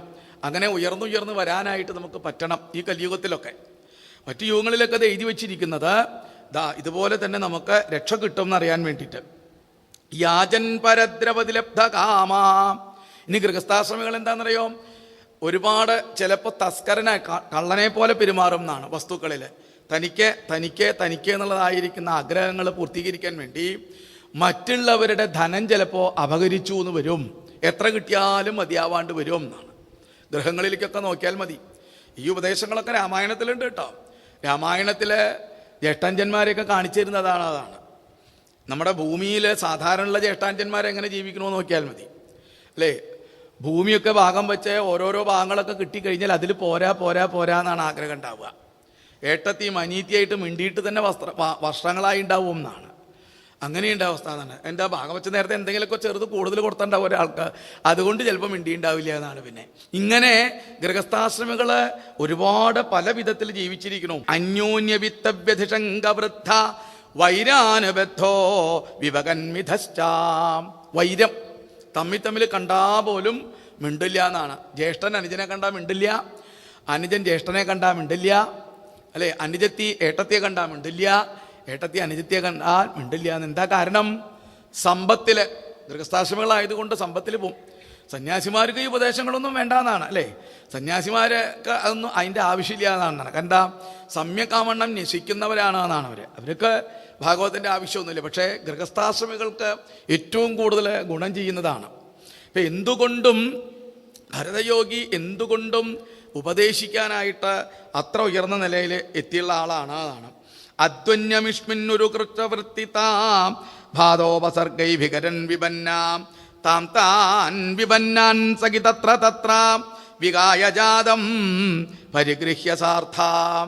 തൻ്റെ ആഗ്രഹപൂർത്തീകരണത്തിന് വേണ്ടി പലതും നേടി എടുത്തിട്ടും അതിലൊന്നും തൃപ്തിയില്ലാണ്ടാണ് ഇപ്പോഴും ഇരിപ്പ്. പുതിയ വീട് പണിതിരിക്കുന്ന ആളോട് ചോദിച്ചു നോക്കൂ, അതിൽ തൃപ്തി ഉണ്ടാവില്ല എന്നാണ് ആ ആൾക്ക് അല്ലേ. കാരണം എന്താ? ഇതൊന്നും മാറ്റി അപ്പുറത്തേക്കാവായിരുന്നു, അപ്പുറത്ത് മാറ്റി ഇപ്പുറത്തേക്കാവായിരുന്നു എന്നാണ്. ഇങ്ങനെ ആയിരിക്കും അതിലുണ്ടാവുക. അപ്പോൾ ടൈൽസ് പുതിയത് ഒട്ടിച്ചു എന്ന് വിചാരിക്കട്ടെ, 2 കൊല്ലം കഴിയുമ്പോഴാണ് തോന്നുക അയ്യോ ഈ ടൈൽസ് വേണ്ടായിരുന്നില്ല അല്ലേ. ഗൃഹസ്ഥാശ്രമത്തിലിരുന്ന് അതിലും തൃപ്തിയില്ല ആളുകൾക്കതാണ്. ഒന്നിലും തൃപ്തി കിട്ടണില്ല. താൻ എന്തൊക്കെ ചെയ്തെന്നുണ്ടോ അതിലൊന്നും തൃപ്തി കിട്ടാതെ വീണ്ടും വീണ്ടും ഇങ്ങനെ ഇരിക്കണമെന്നാണ്. അങ്ങനെയുള്ള ആ ഒരു ജീവനെ പറയാണവിടെ. ദ്രുമേഷുരംസ്യൻ സുതതാരവത്സലോ വ്യവായദീനോ വിവശസ്വബന്ധനേ. സുതതാരവത്സലെ, മക്കള് മരുമക്കള് പേരക്കുട്ടികളെ എന്നൊക്കെ പറഞ്ഞുകൊണ്ട് ഒരു ബന്ധനത്തിൽ ഇരുന്നു കൊണ്ട് ആ കെട്ടിൽ നിന്ന് രക്ഷപ്പെടാനായിട്ട് പറ്റണില്ല ആ ജീവന് എന്നാണ്. കാരണം എന്താ? അതിനുള്ള ആസക്തി കൊണ്ട്. അതുകൊണ്ട് പറഞ്ഞു രഘുഗണാത്വമപി അദ്വയോസ്യാന സന്യസ്തദണ്ഡാകൃതമൂത്രമൈത്ര അസിഞ്ചതാത്മാ ഹരിസേവയാശിതം. രാജാവേ, അതിനൊരു മാർഗമുണ്ട്. ഹരിസേവയാ, ഹരിയെ സേവിച്ചോളൂ. ഹരിയെ സേവിച്ചതിൽ നിന്ന് രക്ഷ കിട്ടും നിങ്ങൾക്ക്. അതാണ്. അതുകൊണ്ട് തരാതിപാരം എന്നാണ് അല്ലേ. തരണം ചെയ്യാനായിട്ട് പറ്റും. ഏതുകൊണ്ട്? നേരത്തെ പറഞ്ഞ പോലെ ജ്ഞാനാസിമാം ആദായ. ജ്ഞാനമാകുന്ന വാള് കയ്യിലുണ്ടെങ്കിൽ നമുക്ക് ആ വഴിയിലുള്ളതായിരിക്കുന്ന ചെടികളെയും വള്ളികളെയൊക്കെ വെട്ടി നേർവഴിയിലൂടെ നമുക്ക് സഞ്ചരിക്കാനായിട്ട് പറ്റും. ഇത്രയൊക്കെ ഉപദേശങ്ങൾ അങ്ങോട്ട് കേട്ടപ്പോൾ രാജാവിന് അതിശയമായിട്ട് തീർന്നതാണ്. രാജാവ് നേരത്തെ എന്താ പറഞ്ഞെന്നറിയോ? രഘുഗുണൻ എന്ന് പറഞ്ഞ രാജാവ്, അദ്ദേഹം ഗുരുനാഥനെ അന്വേഷിച്ച് പോവാണല്ലോ. അങ്ങനെയാണ് വഴിയിൽ ഇദ്ദേഹത്തിൻ്റെ പല്ലൊക്കെ ചോമ്പിക്കണത്. 4 ആൾ വേണം, ഡോളി എന്നാണ് പറയുക അല്ലേ. 4 ആൾ വേണം അത് ചോക്കാനായിട്ട്. അതിൽ ഒരാൾക്ക് വയ്യാണ്ടായപ്പോഴാണ് ഇദ്ദേഹത്തിൻ്റെ തോളിൽ വെച്ച് കൊടുത്തത്. അങ്ങനെ ഇദ്ദേഹം നടക്കുമ്പോൾ ചില പ്രത്യേകതകളുണ്ട്. എന്താ നടക്കുമ്പോൾ? ഇഷുമാത്രാവലോകേന. ഇഷുമാത്രാവലോകം എന്ന് പറഞ്ഞാൽ എന്താ? ഒരു വില്ലിൻ്റെ അത്ര രൂപത്തിൽ പെട്ടെന്നൊരൊറ്റ ചാട്ടം അങ്ങോട്ട് ചാടും. എന്താ അദ്ദേഹം ചാടാൻ കാരണം? അഹിംസ പരമോധർമ്മ. തൻ്റെ പാദത്തിൻ്റെ അടിയിൽ പെട്ടിട്ട് ഒരു ഉറുമ്പോ ഒരു ജീവിയോ മരിക്കാൻ പാടില്ല എന്നാണ്. അതുകൊണ്ടാണ് അദ്ദേഹം ഒറ്റ ചാട്ടം അങ്ങോട്ട് ചാടുന്നത്. അപ്പോൾ പല്ലക്കിലിരിക്കുന്ന ആൾക്ക് എങ്ങനെ ഇരിക്കുന്ന ആലോചിച്ചാൽ മതി എന്നാണ് അല്ലേ. അദ്ദേഹത്തിന് ദേഷ്യം വന്നു എന്നാണ്. അപ്പോഴാണ് തുരീയം എന്നാണ്, നാലാമത്തെ അടവ് പ്രയോഗിക്കും എന്നാണ് പറഞ്ഞത്. രാജാവിനും അത്രയും നാലാമത്തെ അടവ് പ്രയോഗിക്കാൻ അവകാശമുള്ളൂ, നമുക്കൊന്നും അവകാശമില്ല. ഏതാ നാലാമത്തെ അടവ്? അപ്പൊ അതിന് മുമ്പ് 3 അടവ് അറിഞ്ഞിരിക്കണ്ടേ എന്നാണ് അല്ലേ? സാമം, ദാനം, ഭേദം, ദണ്ഡം എന്നാണ്. ഇതൊക്കെ ഉപയോഗിക്കേണ്ട സന്ദർഭത്തെ ചിലർക്ക് ഉപയോഗിക്കാൻ പാടുള്ളൂ. സാമം നമുക്ക് ഉപയോഗിക്കാം എന്നാണ്, ദാനവും നമുക്ക് ഉപയോഗിക്കാം, ഭേദം തനിക്ക് അർഹതയുള്ളവരോട് ഭേദം ആവാം എന്നാണ്, ദണ്ഡം പിന്നെ ഒരിക്കലും പാടില്ല എന്നാണ്. അത് ആർക്കേ പറ്റുള്ളൂ? അത് രാജഭരണകർത്താക്കൾക്ക് മാത്രമേ പറ്റുള്ളൂ എന്നാണ്, അങ്ങനെ പറ്റുള്ളൂ. അപ്പൊ ഇദ്ദേഹം പറയാണ് നല്ല അടി കിട്ടും എന്ന് പറയാണ് ഇദ്ദേഹത്തിനോട്. അപ്പോഴാണ് അദ്ദേഹത്തിന്റെ ചോദ്യം വന്നത്. പിന്നീടാണ് ആ ചോദ്യങ്ങളും ഉത്തരങ്ങളായിട്ട് വന്ന് കയറി ഈ ഉപദേശങ്ങളിലൊക്കെ എത്തിയത്. വേഗം രാജാവ് അഹോ നൃജന്മാകില ജന്മശോഭനം കിം ജന്മഭിത്വപരയ്യമുഷ്മിൻ നയൽ ഋഷികേശയശകൃതാത്മനാം മഹാത്മനാം ഭാ പ്രചുരസമാഗമാം. അല്ലെ, അങ്ങേ പോലുള്ള ആളുകളെ കണ്ടുമുട്ട് തന്നെയാണ് വേണ്ടത് കേട്ടോ എന്ന് പറയും. ഈ നൃജന്മം അഖില ശോഭനം, ശോഭനമാവണമെന്നുണ്ടെങ്കിൽ, ജന്മം സഫലമാകണമെന്നുണ്ടെങ്കിൽ ഋഷികേശയശകൃതാത്മനാം, ഋഷികേശനായിരിക്കുന്ന ഗുരുവായൂരപ്പൻ്റെ മഹാത്മ്യങ്ങളെ പറയുന്നവരായിട്ട് പ്രചുരസമാഗമ, എപ്പോഴും നമുക്ക് കൂട്ടുകെട്ടുണ്ടാവണം എന്നാണ്. നഹി അത്ഭുതം ത്വച്ചരണാബ്ജരേണുഭർ ഹതാംഹസോ ഭക്തിരദോക്ഷജേമല. അമല, ഒരിക്കലും ചെളിപറ്റാത്തായിരിക്കുന്ന അദോക്ഷജനില് ഭക്തിയുള്ള അങ്ങയുടെ പാതാരബിന്ദങ്ങളെയല്ലേ സേവിക്കേണ്ടത് എന്നാണ്. അതുകൊണ്ട് ഞാനിപ്പോൾ എന്താണെന്നറിയോ, എല്ലാവരിലും ആ ഗുരുവായൂരപ്പനെ കാണണോ, എല്ലാവരിലും ഞാൻ ആ ഭഗവാനെ കാണണോ. അതുകൊണ്ട് എല്ലാവർക്കും ഒരു നമസ്കാരമാണ്. എങ്ങനെ നമസ്കരിക്കണോ? നമോ മഹൽഭ്യോസ്തു നമ ശിശുഭ്യോ നമോ യുവഭ്യോ നമ ആവടുഭ്യ യേ ബ്രാഹ്മണാകാമവധൂതലിംഗാം ചരന്തിതേഭ്യ ശിവമസ്തുരാജ്ഞാം. യുവാക്കൾക്ക് നമസ്കാരം, കുട്ടികൾക്ക് നമസ്കാരം. രാജാവിൻ്റെ മനസ്സിപ്പോൾ എവിടെ എത്തി അല്ലേ? എല്ലാവരും നമ്മളൊരാളെ നമസ്കരിക്കുമോ?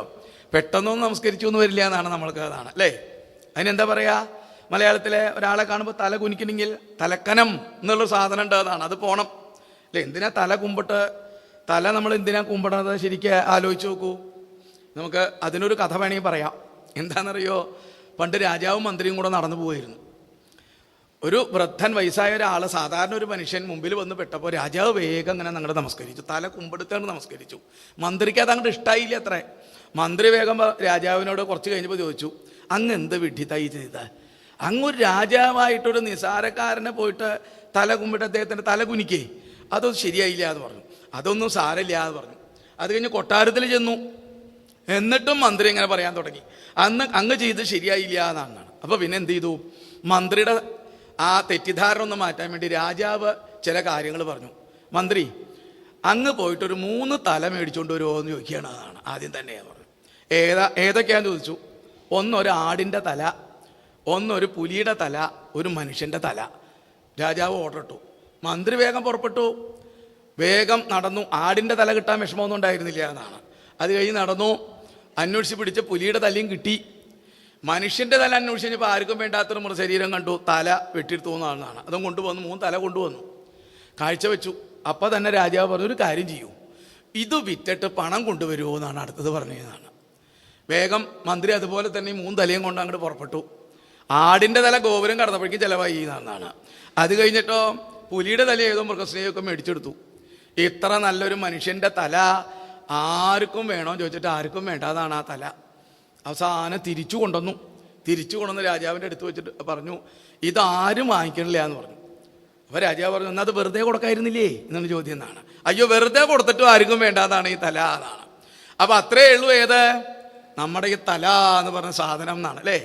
അതങ്ങോട്ട് ഇങ്ങനെ ഉയർത്തിയൊക്കെ പിടിച്ച് അല്ലേ, അസംഗ സുസംഗജാത, നല്ല മഹാത്മാക്കളായിട്ട് സത്സംഗം കിട്ടാതെ ഇങ്ങനെ അജ്ഞാനത്തിലിരുന്നു കൊണ്ട് മനുഷ്യൻ ഇങ്ങനെ നശിച്ചു പോകുന്നു എന്നാണ്.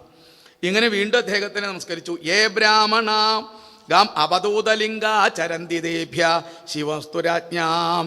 രാജാവ് വീണ്ടും നമസ്കരിച്ചു. അദ്ദേഹം രാജാവിൻ്റെ വഴിയിലും യോഗി, ഭരതയോഗി അദ്ദേഹത്തിൻ്റെ നടക്കാൻ തുടങ്ങി.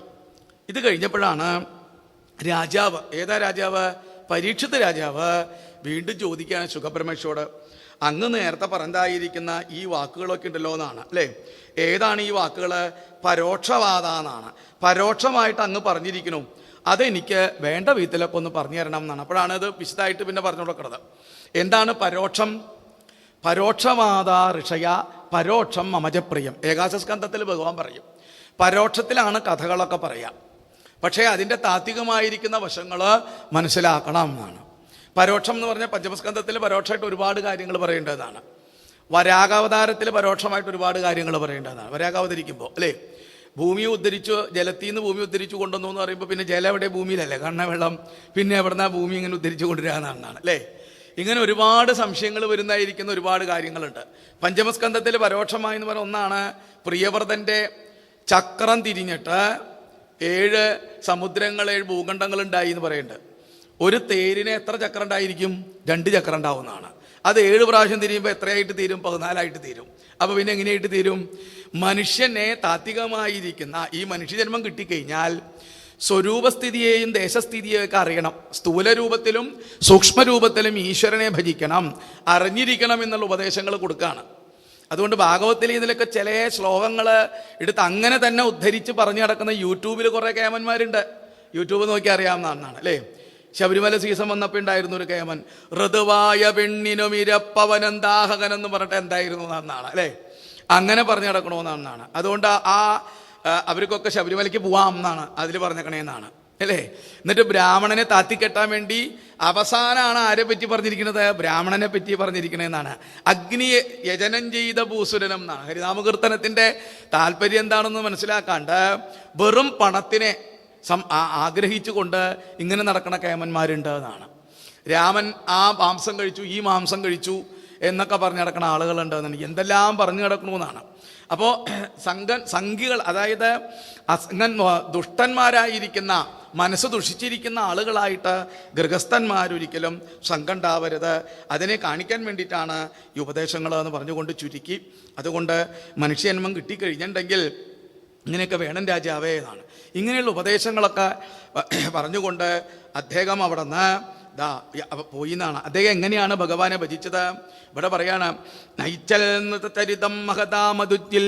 ഈ ഭാഗവത്തിലെ കഥകളൊക്കെ കേൾക്കുക, പഠിക്കുക ഒക്കെ ചെയ്താൽ അവർക്ക് യശസ്സുണ്ടാവും, ആയുസ്സുണ്ടാവും, ധനസമ്പാദികളുണ്ടാവും, നമ്മൾ സംസാരത്തിൽ ആഗ്രഹിക്കുന്ന ലൗകിക ജീവിതങ്ങളൊക്കെ കിട്ടും, മോക്ഷപ്രാപ്തിയും കിട്ടും എന്നാണ്. അതുകൊണ്ട് യജ്ഞായാം ധർമ്മപതയേ വിധി നൈപുണായ യോഗായ ശാങ്ക്യശിരസേ പ്രകൃതീശ്വരായ നാരായണായ ഹരയേ നമ ഇത്യുദാരം ഹാസ്യന്മൃഗത്വയ സമുദാജഹാരാം.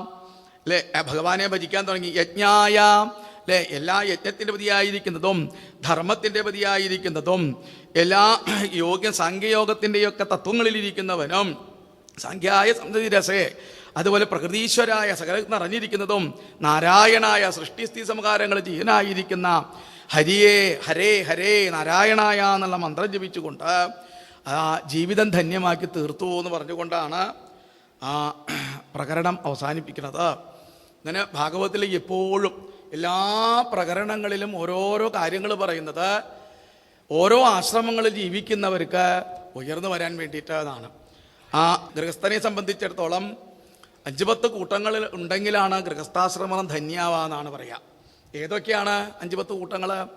സാനന്ദം സതനം തു സുതിയ കാന്താപ്രിയാലാവിനി ആദിത്യം ശിവപൂജനം മൃഷ്ടാന്നപാനം ഗൃഹേ സ്വാജ്ഞാപരാ സേവകാം. ഇങ്ങനെ തുടങ്ങിയിട്ട് 5-10 കൂട്ടങ്ങൾ വേണം. സാനന്ദം സതനം എന്നാണ്. ആദ്യം തന്നെ എന്താ വേണ്ടതെന്നറിയോ? അല്ലേ, നല്ലൊരു വീട് വേണമെന്നാണ് സാധന സദനം. ആ വീട്ടിലെങ്ങനെ വേണം? നല്ല പത്നി, നല്ല പതി, അതുപോലെ തന്നെ നല്ല കുട്ടികൾ എന്നാണ്. നല്ല ബുദ്ധിയുള്ള കുട്ടികളുണ്ടാവണം. കിഴക്കോട്ട് വിളിച്ചാൽ പടിഞ്ഞാട്ട് പോകാത്ത കുട്ടികളുണ്ടാവണം എന്നാണ്. അതുപോലെ തന്നെ ഇച്ഛാപൂർത്തി ധനം, സാമ്പത്തികമായിട്ടുള്ള കഴിവുകളൊക്കെ ഉണ്ടാവണം. അപ്പോൾ ആധ്യാത്മികമായിട്ട് സാത്വികമായ രീതിയിൽ ആചാരങ്ങളോടുകൂടി ജീവിച്ച് വരുമ്പോൾ ഇതൊക്കെ മനുഷ്യന് വെറും നിസാരമാണ് അതൊക്കെ സമ്പാദിക്കാൻ. എന്നാൽ സമ്പാദിക്കാൻ ഏറ്റവും ബുദ്ധിമുട്ടുള്ളതാണ് ഈശ്വരസേവ, ഈശ്വരപദത്തിലേക്ക് എത്താൻ. എത്രയൊക്കെ കേട്ടാലും നമ്മൾ മറന്നു പോകും എന്നാണ് ഈ വിഷയങ്ങൾ. അങ്ങനെ പറഞ്ഞുകൊണ്ടാണ് ഇത് ആയിരിക്കുന്നത്. അങ്ങനെ ആ ഗൃഹസ്ഥാശ്രമത്തിലേക്ക് ഇനി ഇച്ഛാപൂർത്തി ധനം എന്ന് പറഞ്ഞാൽ ധാരാളം സമ്പത്ത് വേണം എന്നാണ് മനുഷ്യന് ജീവിക്കാനായിട്ട്. ഈ സമ്പത്ത് എങ്ങനെയായിരിക്കണം? ധാർമ്മികമായിട്ട് സമ്പാദിച്ചു വെക്കണം എന്നുള്ള ആ സമ്പത്ത്. ആ സമ്പത്ത് സമ്പാദിക്കുമ്പോൾ നമുക്ക് എങ്ങനെയൊക്കെ വേണം ജീവിതത്തിൽ ഭദ്രങ്ങളൊക്കെ ഉണ്ടായിട്ട് തീരണം നമുക്ക്, അല്ലേ? അതായത് ഭദ്രം, ചെവിയിലൂടെ കേൾക്കുന്നതൊക്കെ ഭദ്രമായിട്ട് തീരണം. ഭദ്രം കർണേവി ശൃണവാമ ദേവാഹ എന്നാണ്, അല്ലേ? ഭദ്രണ്ടായി തീരണം. ഈ ചെവിയിലൂടെ നമുക്ക് ഈ നല്ല കാര്യങ്ങൾ കേൾക്കാനായിട്ട് പറ്റണം. ആ നല്ല കാര്യങ്ങൾ കേൾക്കണമെങ്കിൽ സത്സംഗത്തിൽ നിർബന്ധമായിട്ട് ഏർപ്പെടണം. രഘുഗണനെ ആദ്യത്തെ ഉപദേശങ്ങൾ കൊടുത്തത് പോരാ എന്ന് വിചാരിച്ചിട്ടാണ് പിന്നീട് വിധത്തിൽ ഉപദേശങ്ങൾ കൊടുക്കുന്നത്. അതാണ് ഈ സംസാരമാകുന്ന കാട്. ചെത്തിയായാലും വെട്ടിയാലും മുറിച്ചാലും ഒന്നും പോകാത്തതൊന്നാണ് വാസന എന്ന് പറയുന്നതാണ്. വാസന ബലാൽ എന്നാണ് പറയുക. അജാമളമോക്ഷത്തിൽ വാസനയെ പറ്റി പറയും, അല്ലേ? നാരായണനാമം ജപിച്ച് അദ്ദേഹം കുട്ടിക്കാലത്ത് നാമം ജപിച്ച് ശീലിച്ചതുകൊണ്ട് അവസാന സമയത്ത് ഭഗവാനെ ഭജിക്കാനായിട്ട് നാമം ജപിക്കാനായിട്ട് സാധിച്ചു എന്നാണ്. അതുപോലെ ഇവിടെ നല്ല ഉപദേശം കൊടുക്കുകയാണ്. ഗൃഹസ്ഥാശ്രമത്തിൽ ഇരിക്കുമ്പോൾ നല്ല മഹാത്മാക്കളായിട്ട് കൂട്ടുകൂടി ആ വഴിയെ നല്ല വഴിയാക്കാനായിട്ട് പറ്റണം. തൻ്റെ മാർഗം എപ്പോഴും തടസ്സമില്ലാതെ ആക്കി തീർക്കണം. മാർഗം തടസ്സമില്ലാതാക്കാൻ എന്താണ് വഴി? അതിത്തിരി ബുദ്ധിമുട്ടുണ്ട് എന്നാണ്. മാർഗം കഠോപനിഷത്തിൽ പറയും ഏറ്റവും പ്രധാനമായിട്ടുള്ളതാണ്. കാരണം ക്ഷുരസ്യധാര നിശിതം ദുരത്യയാന്നാണ്. ആധ്യാത്മിക വഴിയിലൂടെ സഞ്ചരിക്കാൻ വളരെ കഷ്ടപ്പാടുണ്ടെന്നാണ്. ഒരു മൂർച്ചയുള്ള ഒരു കത്തി അല്ലെങ്കിൽ ക്ഷൗരക്കത്തി ഇങ്ങനെ മലത്തി വെച്ചിട്ട് അതിൻ്റെ മുകളിലൂടെ നടക്കാൻ പറഞ്ഞാൽ എത്ര കഷ്ടപ്പാടുണ്ടായിരിക്കും. അതുപോലെയാണ് ജീവിതത്തിൽ നമുക്ക്. അതുകൊണ്ട് നമ്മൾ നല്ല സത്സംഗത്തിന് ഒരു വഴിയുണ്ടാക്കി വീടുകളിലൊക്കെ ധാരാളം നമ്മൾ സംഘടിപ്പിക്കണം എന്നാണ്. അങ്ങനെയൊക്കെ സത്സംഗങ്ങൾ ഗൃഹസ്ഥൻ 60-ാം പിറന്നാള്, സപ്തതി, അതുപോലെ തുടങ്ങിയ കാര്യങ്ങളൊക്കെ എങ്ങനെയാണ് ആഘോഷിക്കേണ്ടത്? അതെ, ഇങ്ങനത്തെ സത്സംഗങ്ങളൊക്കെ വേണം എന്നാണ് വീടുകളിൽ. തൻ്റെ ബന്ധുക്കളൊക്കെ അന്നേ ദിവസം വിളിക്കുക. നാരായണീയോ അല്ലെങ്കിൽ ഭാഗവതോ ഒക്കെ വീട്ടിലെ രാവിലെ തുടങ്ങുക. അങ്ങനെയെങ്കിലും ബന്ധുക്കൾ ആളുകളൊക്കെ ഇതിലേക്ക് വരട്ടെ. അങ്ങനെയൊക്കെയാണ് നമ്മൾ ഗൃഹസ്ഥാശ്രമത്തിലിരിക്കുന്നവർ അതിനൊക്കെ മറ്റുള്ളവർക്ക് പ്രചോദനം കൊടുക്കേണ്ടത്. അതാണ് നമുക്ക് ഗൃഹസ്ഥാശ്രമികൾക്ക് ഒരുപാട് ഉത്തരവാദിത്തങ്ങളുണ്ടെന്നാണ്. ഗൃഹസ്ഥാശ്രമികൾക്ക് മറ്റ് 3 ആശ്രമങ്ങളും നോക്കി നിൽക്കുന്നതും 3 ആശ്രമങ്ങൾക്കും വേണ്ട കാര്യങ്ങൾ ചെയ്യുന്നത് ആരാണെന്നറിയോ? ഗൃഹസ്ഥാശ്രമികളാണ് എന്നാണ്. ഗൃഹസ്ഥാശ്രമികളുടെ സമ്പത്ത് കൊണ്ടാണ് ഇപ്പം ഇങ്ങനെ കാണുന്നതൊക്കെ, അല്ലേ? അത് നമ്മൾ ആലോചിച്ചാൽ മതി. എന്തെല്ലാം കാര്യങ്ങൾ ഗൃഹസ്ഥാശ്രമികളുടെ ആ സൽഭാവന അല്ലെങ്കിൽ സംഭാവന കൊണ്ട് എന്തെല്ലാം നല്ല കാര്യങ്ങൾ നടക്കണമെന്ന് ആലോചിച്ചാൽ മതി.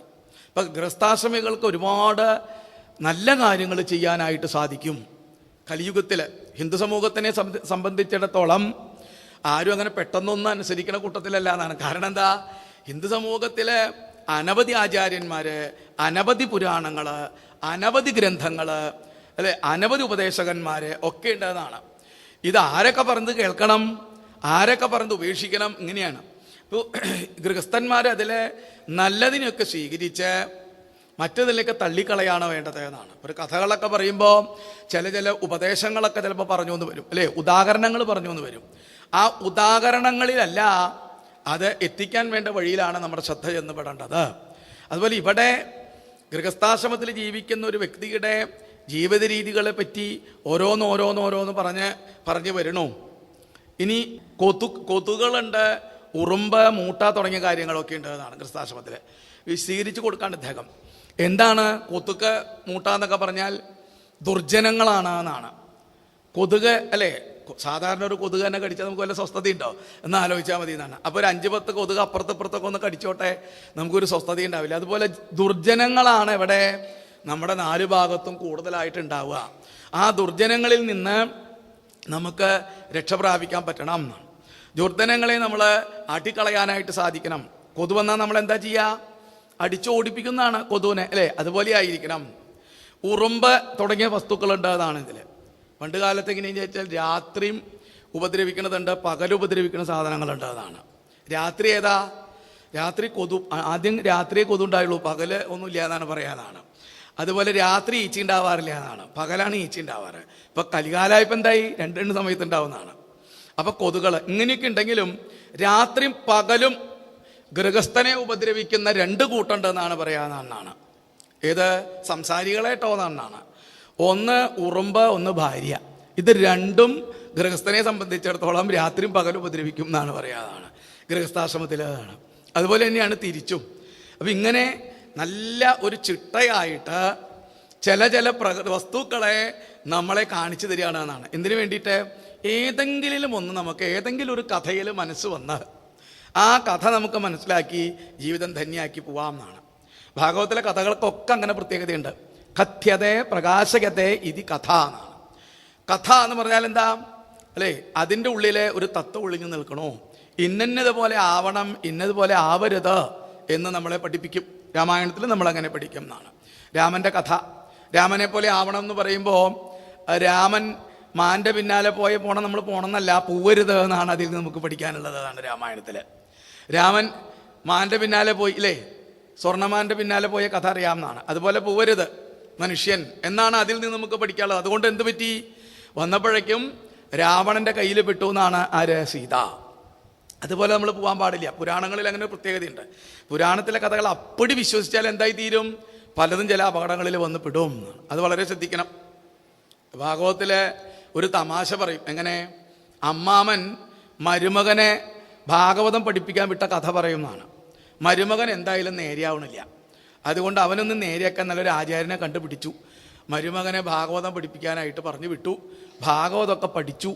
ഒരു ദിവസം പൂമുഖത്തെങ്ങനെ ഇരിക്കണോ ആര്? അമ്മാമൻ. അന്നേരത്ത് ഭാഗവതം പഠിച്ചിങ്ങോട്ട് വന്നു. വേഗം വന്നിട്ട് അമ്മാമനെ നമസ്കരിച്ചു. ചോദിച്ചു, എന്തേ ഭാഗവതമൊക്കെ പഠിച്ചു എന്ന് ചോദിച്ചു. ശരി, ആ ഭാഗവതത്തിൽ നിനക്ക് ഏറ്റവും ഇഷ്ടം ഇതായിരിക്കുന്ന അല്ലെങ്കിൽ നീ സ്വീകരിച്ചതായിരിക്കുന്ന ഒരു ഭാഗം എന്ന് പറയാൻ പറഞ്ഞു. എടുത്ത വഴിക്ക് എന്താ പറഞ്ഞ? വേണമെങ്കിൽ അമ്മാമനെയും കൊല്ലാം എന്നാണ് പഠിച്ചത്രേ. ഇതോടുകൂടി അമ്മാവൻ വേഗം അവിടുന്ന് സ്ഥലം വിട്ടു എന്നാണ്. കാരണം എന്താ? കൃഷ്ണൻ ആരെ കൊന്നേ? കംസനെ കൊന്ന, അമ്മാവനല്ലേ കൊന്നേന്നാണ്. അങ്ങനെ തെറ്റിദ്ധരിക്കപ്പെടാൻ പാടില്ല എന്നാണ്. ഹിന്ദു സമൂഹത്തിലെ ഇങ്ങനെയൊക്കെ തെറ്റിദ്ധരിപ്പിക്കണമെന്നാണ് കുറേ കംസന്മാര് നമ്മുടെ ഹിന്ദു സമൂഹത്തിൽ ഇറങ്ങിയിട്ടുണ്ടെന്നാണ് ഇപ്പോൾ അല്ലേ. കഥകളൊക്കെ മാറ്റി പറയാ, അങ്ങനെയാവാ ഇങ്ങനെയാവാ അല്ലെ, അത് അങ്ങനെയല്ല അത് ഇങ്ങനെയാണ് എന്നാണ്. നമ്മളെ സംബന്ധിച്ചിടത്തോളം നല്ലൊരു സത്സംഗം കിട്ടാത്തത് കൊണ്ട് നമ്മൾ അതൊക്കെ കേട്ട് വിശ്വസിക്കുന്ന എന്നാണ്. നമ്മുടെ യുവതലമുറ ഒരിക്കലും യൂട്യൂബിലൊക്കെ വരുന്ന നല്ല പ്രഭാഷകന്മാരുടെ പ്രഭാഷണമൊക്കെ ഉണ്ട്, അല്ലാണ്ട് ലോകത്തെ കലക്കി മറിച്ച് നശിപ്പിക്കുന്ന കുറേ പ്രഭാഷകന്മാരുണ്ട് എന്നാണ് യൂട്യൂബിൽ. അങ്ങനെയുള്ള കുട്ടികളൊക്കെ, പ്രത്യേകിച്ച് യുവതികളൊക്കെ ശ്രദ്ധിക്കണമെന്നാണ്. അവരൊക്കെ സ്വാമിജിയെ പോലെയുള്ള മഹാന്മാരെ വന്ന് നമസ്കരിക്കണം. എന്നിട്ട് അതിൻ്റെ താല്പര്യം എന്താണ്? എത്രയോ മഹാന്മാർ വേറെയുണ്ട്, അതൊക്കെ അന്വേഷിക്കണം എന്നാണ്. അല്ലാതെ വഴിതെറ്റി സഞ്ചരിക്കാൻ പാടില്ല എന്നാണ്. മൊബൈൽ എടുത്തന്ന് ലോകത്തിലൊക്കെ കിട്ടും എന്നാണ് അല്ലേ, എല്ലാ വസ്തുക്കളും ഉണ്ട് എന്നാണ്. അതിലൊന്നും തെറ്റിദ്ധരിച്ച് പോകാൻ പാടില്ല എന്നാണ് ജീവിതം എന്നാണ്. അതുപോലെ തന്നെ നേരത്തെ പറഞ്ഞല്ലോ ആ ഗ്രാമ്യകഥകൾ, ഈ ഗ്രാമ്യകഥ തന്നെ ബ്രഹ്മാവ് ആദ്യം ഭഗവാനെ സ്തുതിക്കുമ്പോൾ പറയും കുകതാമദിഗ്നി എന്നാണ് പറയുക ബ്രഹ്മാവ്. എന്താ കുകതാമദിഗ്നി എന്ന് പറഞ്ഞാൽ? വേണ്ടാത്ത കഥകളിലാണ് മനുഷ്യരുടെ സമയം മുഴുവനും കളയാന്നാണ്. വേണ്ടാത്ത കഥകൾ ധാരാളം ദിവസേന കേൾക്കേണ്ടതാണ് അല്ലേ. എന്തെല്ലാം കാര്യങ്ങളാണ് നമ്മൾ വിളക്ക് വെച്ച് 6:30 വിളക്ക് വെച്ചാൽ തുടങ്ങിയാൽ രാത്രി 11 മണി വരെ സ്ത്രീകളെ കരയിപ്പിച്ചുകൊണ്ടുള്ള കണ്ണീരും കൈയായിട്ടുള്ള കഥകളാണ് മുഴുവനും എന്നാണ്. കലിയുഗത്തിന് വിരോധമായിട്ടുള്ള ഒരു കാര്യം തന്നെയാണ് എന്നാണ്. ഭൂമിയിലെ സ്വതേവ തന്നെ ഭൂമിദേവിക്ക് ബുദ്ധിമുട്ടുള്ളൊരു കാര്യമാണ് ഏത്? സ്ത്രീകളുടെ കണ്ണുനീര് ഭൂമിയിൽ വീഴാൻ പാടില്ല എന്നാണ്. പശുവിൻ്റെ കണ്ണുനീര് ഭൂമിയിൽ വീഴാൻ പാടില്ല. ബ്രാഹ്മണൻ്റെ കണ്ണുനീര് ഭൂമിയിൽ വീഴാൻ പാടില്ല.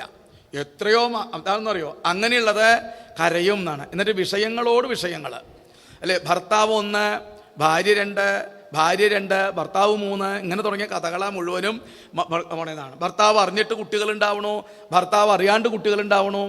അപ്പോൾ ചോദിക്കുക, ആചാര്യ സീരിയലൊക്കെ ഇരുന്ന് കാണാറുണ്ട് അല്ലേ എന്ന് ചോദിച്ചാൽ ഇതൊക്കെ വിഷയങ്ങളാണ് എന്നാണ് അല്ലേ. വിഷയങ്ങളാണ് ഓരോന്ന് കാണണം. കണ്ടു കഴിഞ്ഞാൽ അത് അങ്ങനെയല്ല എന്ന് മനസ്സിലാക്കണം എന്നാണ്. നമ്മുടെ വിലപ്പെട്ട സമയം പോളോ എന്നാണ്. കുട്ടികൾക്ക് ഇന്ന് വളർന്നു വരുന്ന തലമുറയ്ക്ക് വഴിതെറ്റി പോയിക്കൊണ്ടിരിക്കണമെന്നാണ് നമ്മുടെ സമൂഹം. എല്ലാ കുട്ടികളും ഇപ്പോൾ എവിടെ ശ്രദ്ധ? മൊബൈൽ നോക്കി ഇങ്ങനെ ഇങ്ങനെ ശ്രദ്ധിച്ച് പോകുന്നതാണെന്നാണ്. വീട്ടിൽ അതിന് അനുവാദം കൊടുത്തേക്കാണെന്നാണ്. എൻ്റെ കുട്ടിക്കാലത്ത് ഈ മൊബൈലൊന്നും കിട്ടിയിട്ടില്ലേ, അതുകൊണ്ട് ഇരിക്കട്ടെ മോനെ എന്നാണ് അല്ലേ. പിന്നെന്തായി? വൈകിട്ട് കാലത്ത് ഇറങ്ങിപ്പോയി ആ മകനോ മകളോ പിന്നെ വൈകിട്ട് തിരിച്ചു വന്നില്ല എന്നാണ് അല്ലേ. അവരുടെ റൂട്ട് വേറെയാണെന്നാണ്, മാർഗം തെറ്റിപ്പോണമെന്നാണ് അവരേതാണ്. ഇതിനുള്ള ഇട കൊടുക്കരുത് എന്നാണ്. ഒരു നിലയ്ക്ക് നോക്കിക്കഴിഞ്ഞാൽ അച്ഛനമ്മമാര് വേണ്ട വിധത്തിൽ ആധ്യാത്മികമായിട്ട് കാര്യങ്ങൾ മനസ്സിലാക്കാത്തത് കൊണ്ട് ഒന്നും അറിയാത്ത നല്ല കുട്ടികൾ മാർഗം തെറ്റി നടക്കണമെന്നാണ്. അതുകൊണ്ട് മുതിർന്നവർ നിർബന്ധമായിട്ടും സത്സംഗത്തിൽ ഏർപ്പെടാം. ഭാഗവതത്തിൽ പറഞ്ഞു കൊടുക്കുക, രഘുഗണനോട് പറഞ്ഞു കൊടുക്കണ ഭാഗത്തിൽ ഈ ഭാഗങ്ങളൊക്കെ ഉണ്ട്. അങ്ങ് രാജാവാണ്, അതുകൊണ്ടാണ് ഞാൻ വീണ്ടും വീണ്ടും അങ്ങോട്ട് പറയുന്നത്.